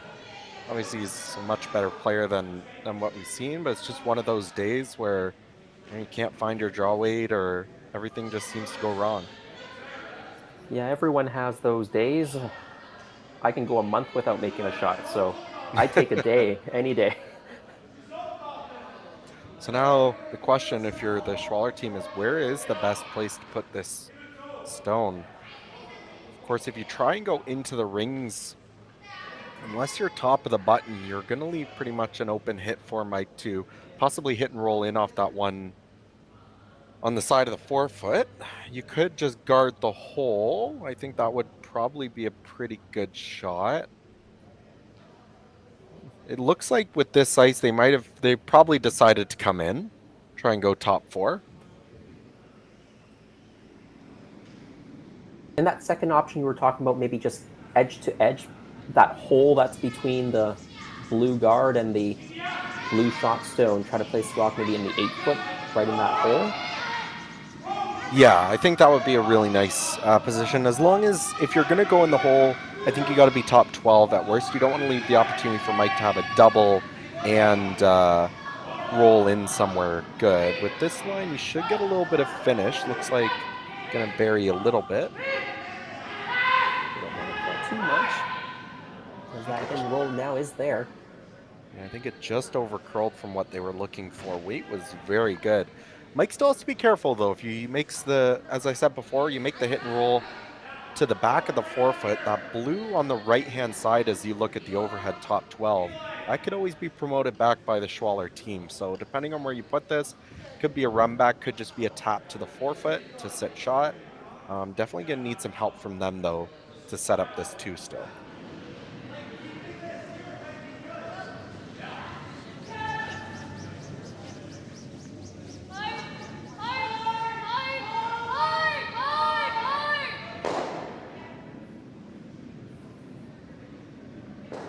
Well, pretty cool shot here. Blue is sitting quite a few rocks now. The path to the forefoot getting more and more congested as well. Here is an opportunity for you to get one in there. At least 6 shots stone for now. Yes, it might not be perfect, but you can at least breathe a bit of a sigh of relief if you can get the roll behind.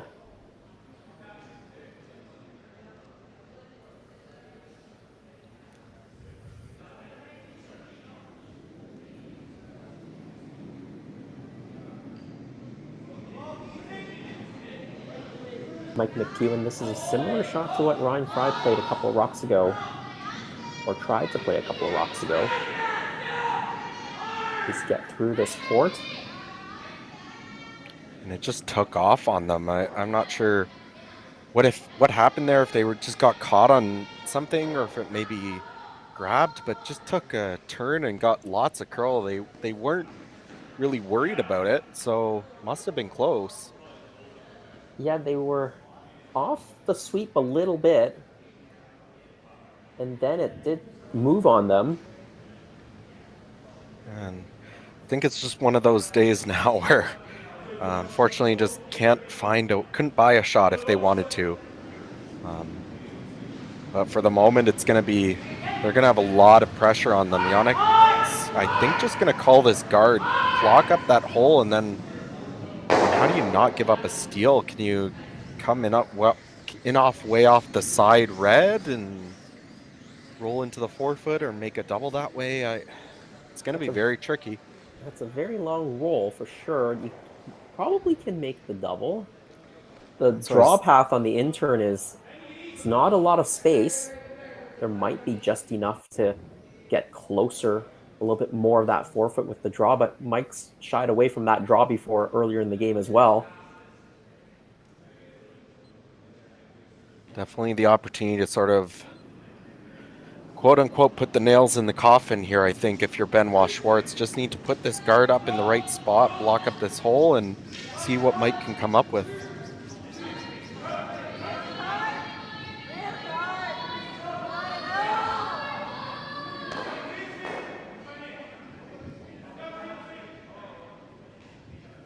We don't want this to come too deep and over curl. It looks okay. Might still be a port, but it's narrow. Very tight port. I think it might be there, but it's difficult. Definitely, it's the only reasonable thing I'm seeing, though. If there's a port there, I think you have to give it a try. Although very difficult. 4, though. Yeah, I was about to say very difficult to get a plan B here. I think if you touch either of those guards, it's probably handshakes. It's very difficult to see yourself like rolling in somewhere that's going to cut them down. At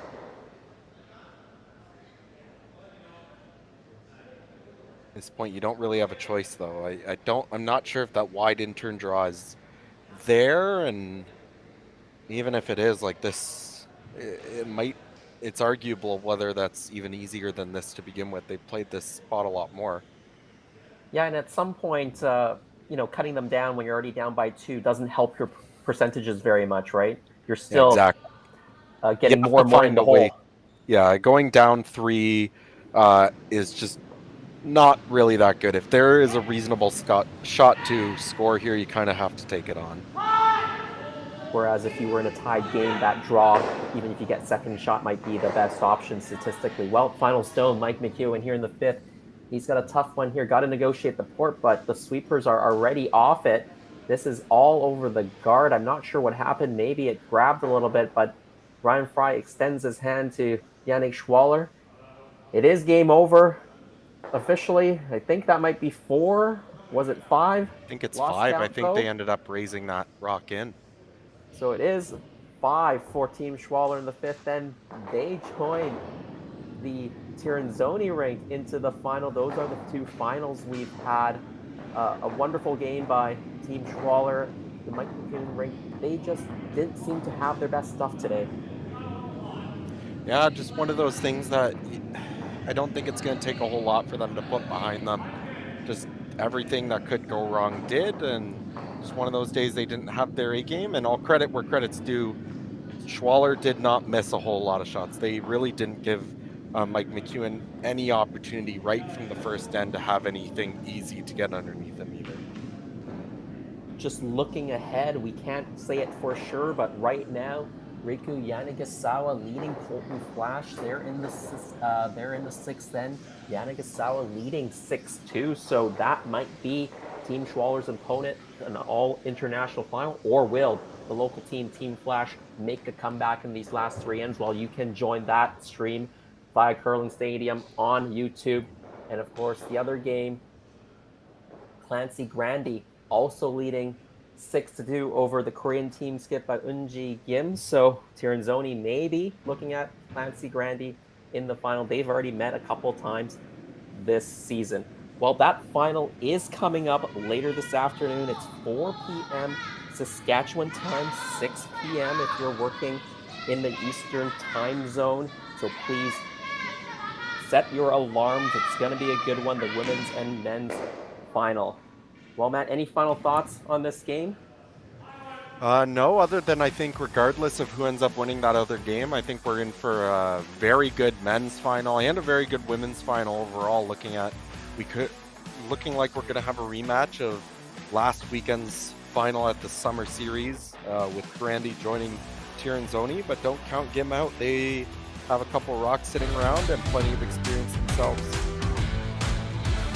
Well, Matt, on behalf of you, Mr. Probability himself, the entire Curling Stadium crew, James, Jerry, Rory McCusker. My name is Jason Chang. Join us in a little bit over an hour. We're going to have the finals here on Curling Stadium. But also those companies that are involved with you. We love being part of community events and community participation, everything from golf to hockey to curling to supporting teams like Team Flash. It's right in our wheelhouse.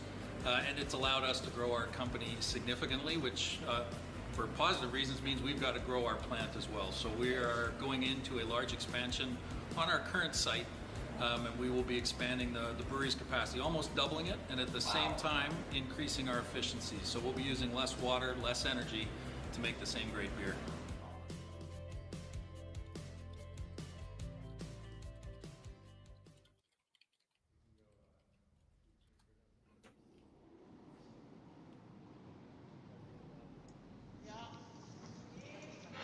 Seventh end underway here. First stone thrown as the center guard, and looks like Yanagisawa going to try the tick here in the 7th end.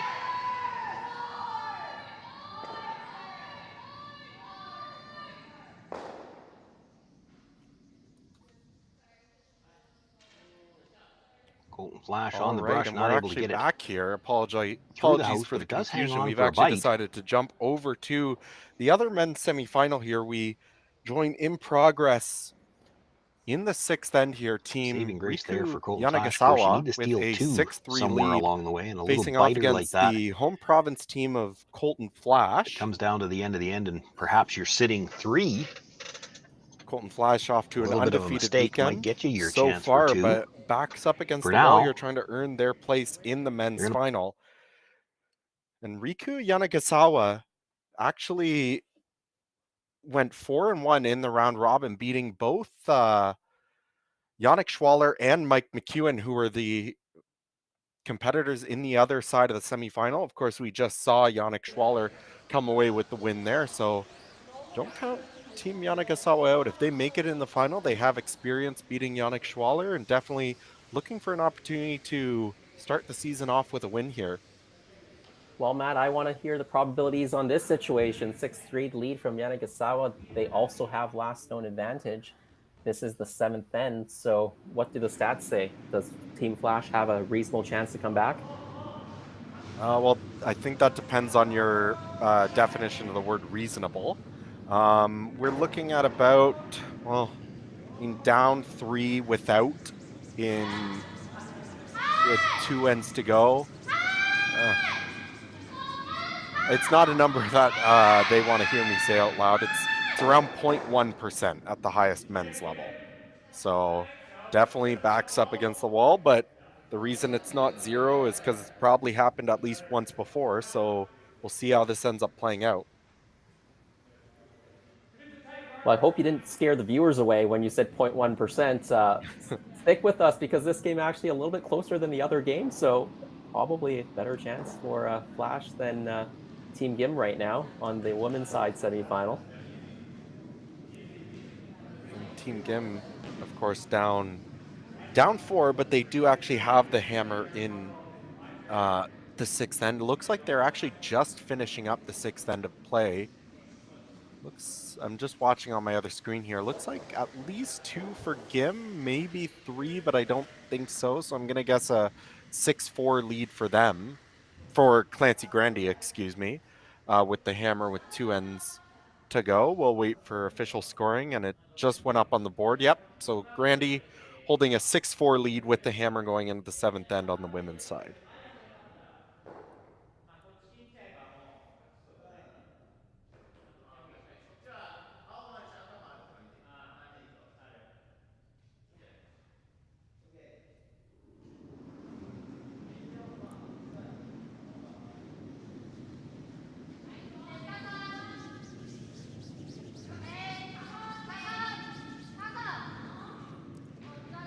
This end pretty much shaping up more or less wide open.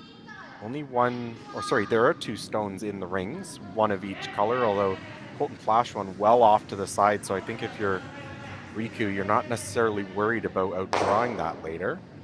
Looking for a double peel, but just pushes it through the hole, rolls the shooter out of the way, and excuse me, I didn't see the color of the rock at the top 12. It is another Colton Flash stone, so sitting 2 at the moment. I think you're probably going to see him guard for a while. Eventually, 2 stones sitting in the 12-foot is probably not enough to block Riku from just drawing in for a single point. So eventually, they're going to have to make some kind of a tap to the 4-foot or draw. But for the moment, he's content with just throwing up a couple guards and hoping that Team Yanagisawa can't come up with a good double peel. Well, the force really isn't a good option here, right, for Colton Flash here in the 7th end. If you force, you're down by 4 coming home. No, I think it's basically steal or handshakes at this point. We've seen before with the 5-rock rule, 3s are certainly possible. Teams have gotten a lot better at defending against the 3, but it can happen from time to time. 4, though, just to tie it up, and then you have to steal the extra as well at that point. Is not what you're hoping for. So I think it's basically steal or bust at this point. Any score by Riku, I would not be surprised to see some handshakes. And if I'm doing a little bit of math, I'm not the best at it, but with 2 ends left, you're down by 3. You need to at least steal a 2 at some point, right? A 2 and a 1 and another 1, or a 1 and a 2 and then another 1. It's pretty tough to steal 3 points, I think, right? Yeah. That's the most reasonable combination that you could...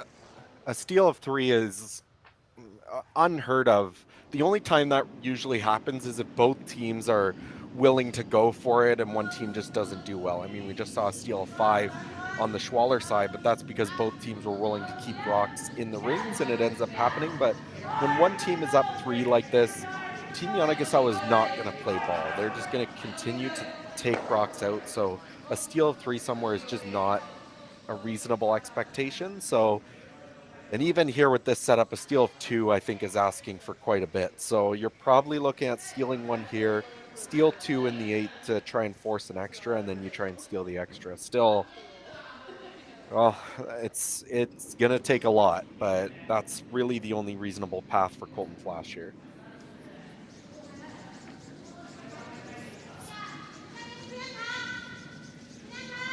Team Yanagawa, I think he had a quick look at playing the double of the 2 rocks in the rings. That's a pretty long double. You can also just try to peel off the guard or run this guard in and get one of the ones in the house. This Japanese team, his third is Tsuyoshi Yamaguchi, second is Takaro Yamamoto, Satoshi Koizumi throwing the lead stones from Karuizawa, Japan.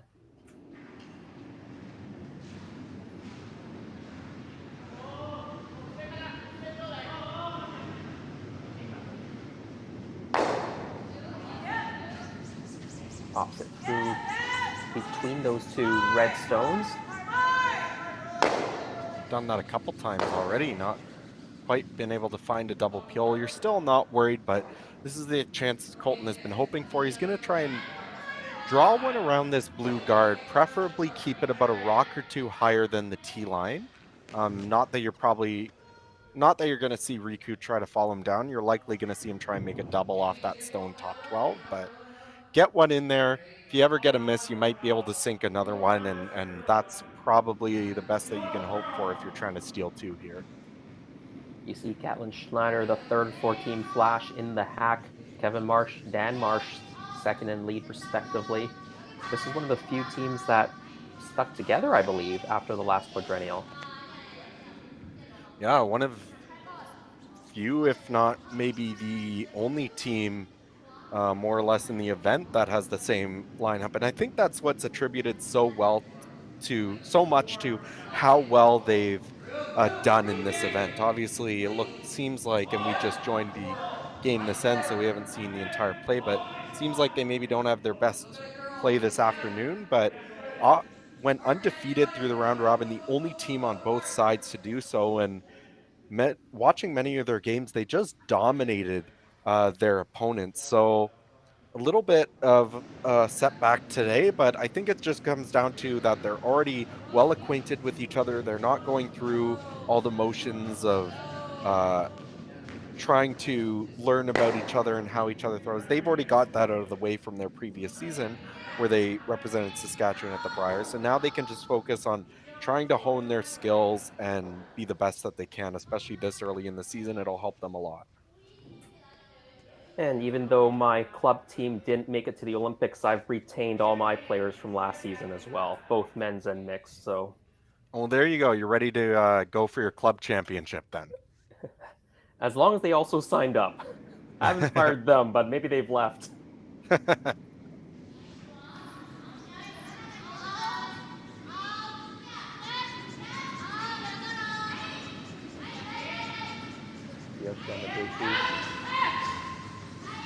the one, this red guard into one of the, or this blue guard into one of the red stones, just clips it, but I'm not sure it's going to get it out. It's close. It's either way, that's not really a rock that I think you're worried about if you're Riku, but at the same time, I'm sure you didn't come into this end expecting Flash to be sitting 4 around the rings. That would be maybe a bit of extra pressure if you got to make a draw here at the end. I was thinking if Flash only had 2 rocks in the rings, Riku might even forego the draw and just play a hit, make sure you get one of them out and take a 2-point lead coming home. But if you're sitting 3, if you hit and roll out, you're giving up 2.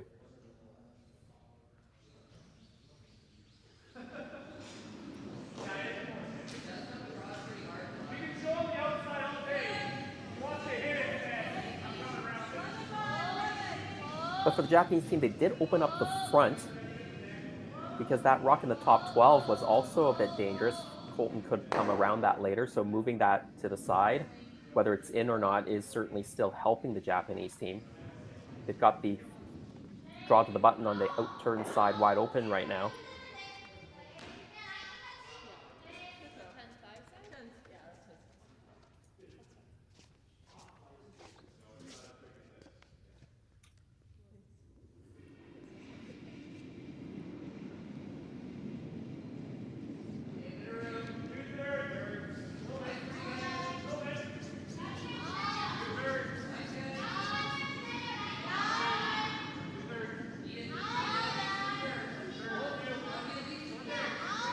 Team Flash are trying to replace the guard here.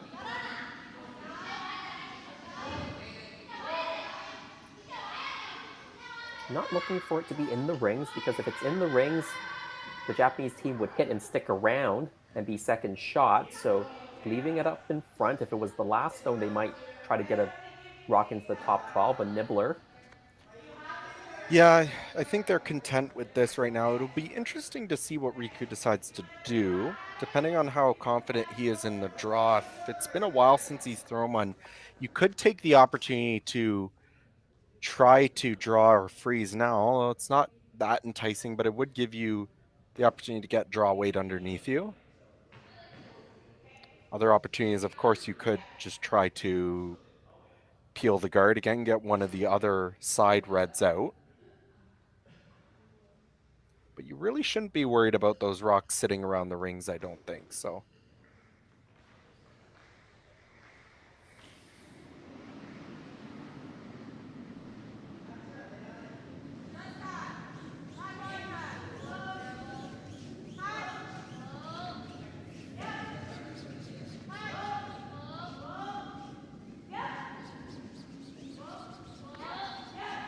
So have they just decided to straight peel here, Matt?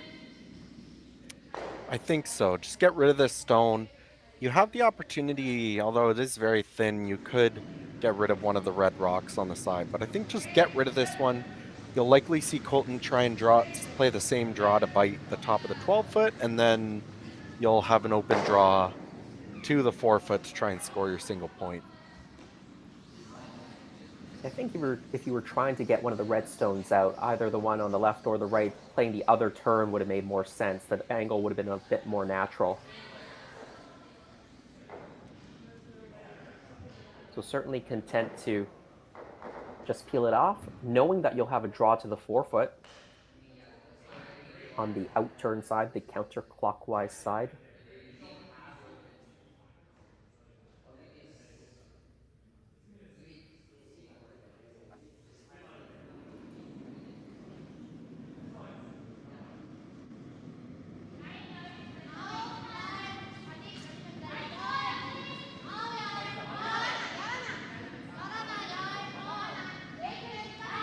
You think they'll play the same guard, or maybe try to put it into the top of the 12? I Maybe think just you'd fighting. like to.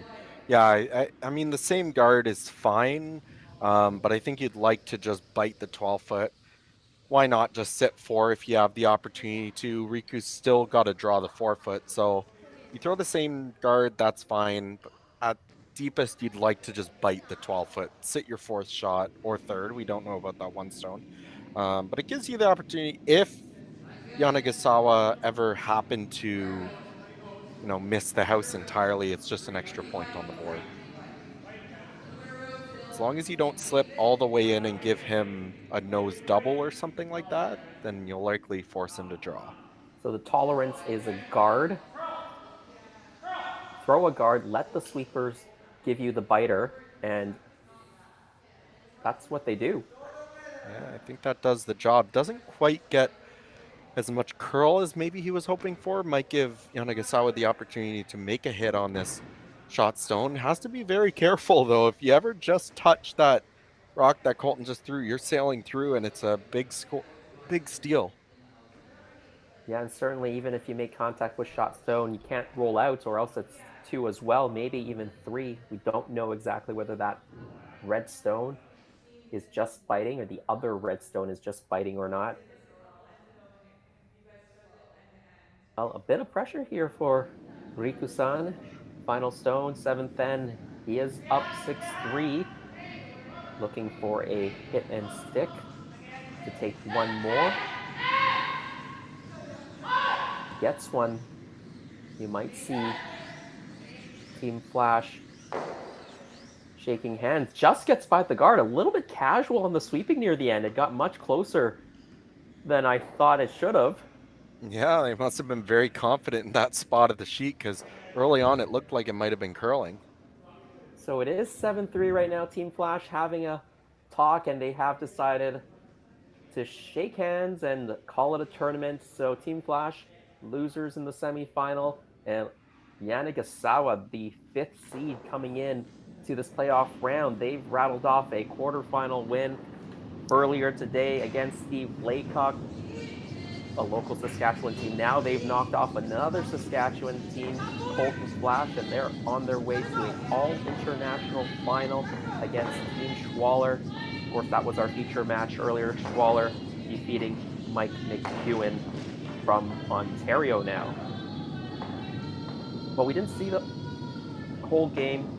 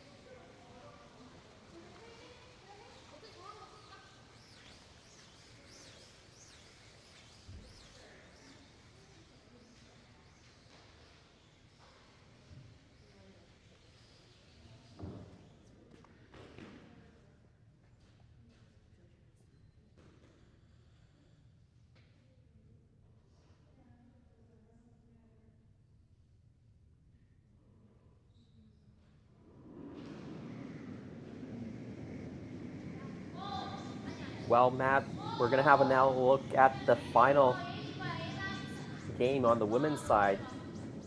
Team Gim against Team Clancy Brandy.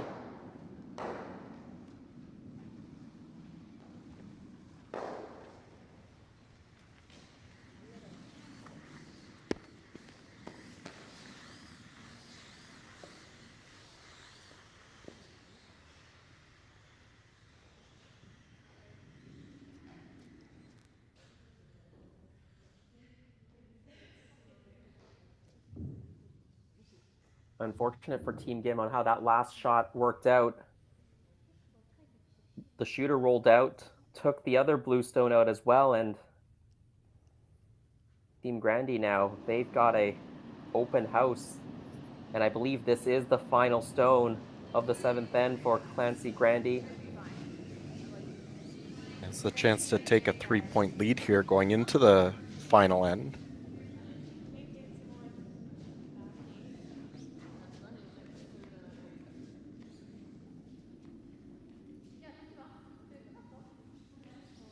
Oh, my apologies. We just came to this. This is not a draw for one. This is a draw for a couple. But did it slip through? May have slipped through. If they had made it, I think handshakes would have been very quick. Yes. Team Grandy is up 6-4 after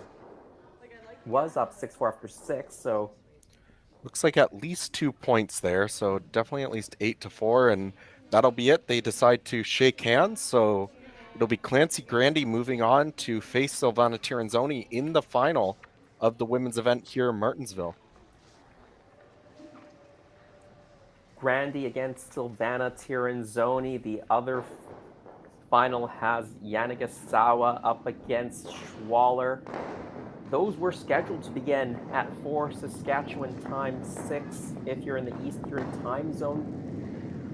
Might have a little bit of a delay just because of when these games ended a little bit later than scheduled. So just have your streams up and running. We'll get to the live coverage when we start.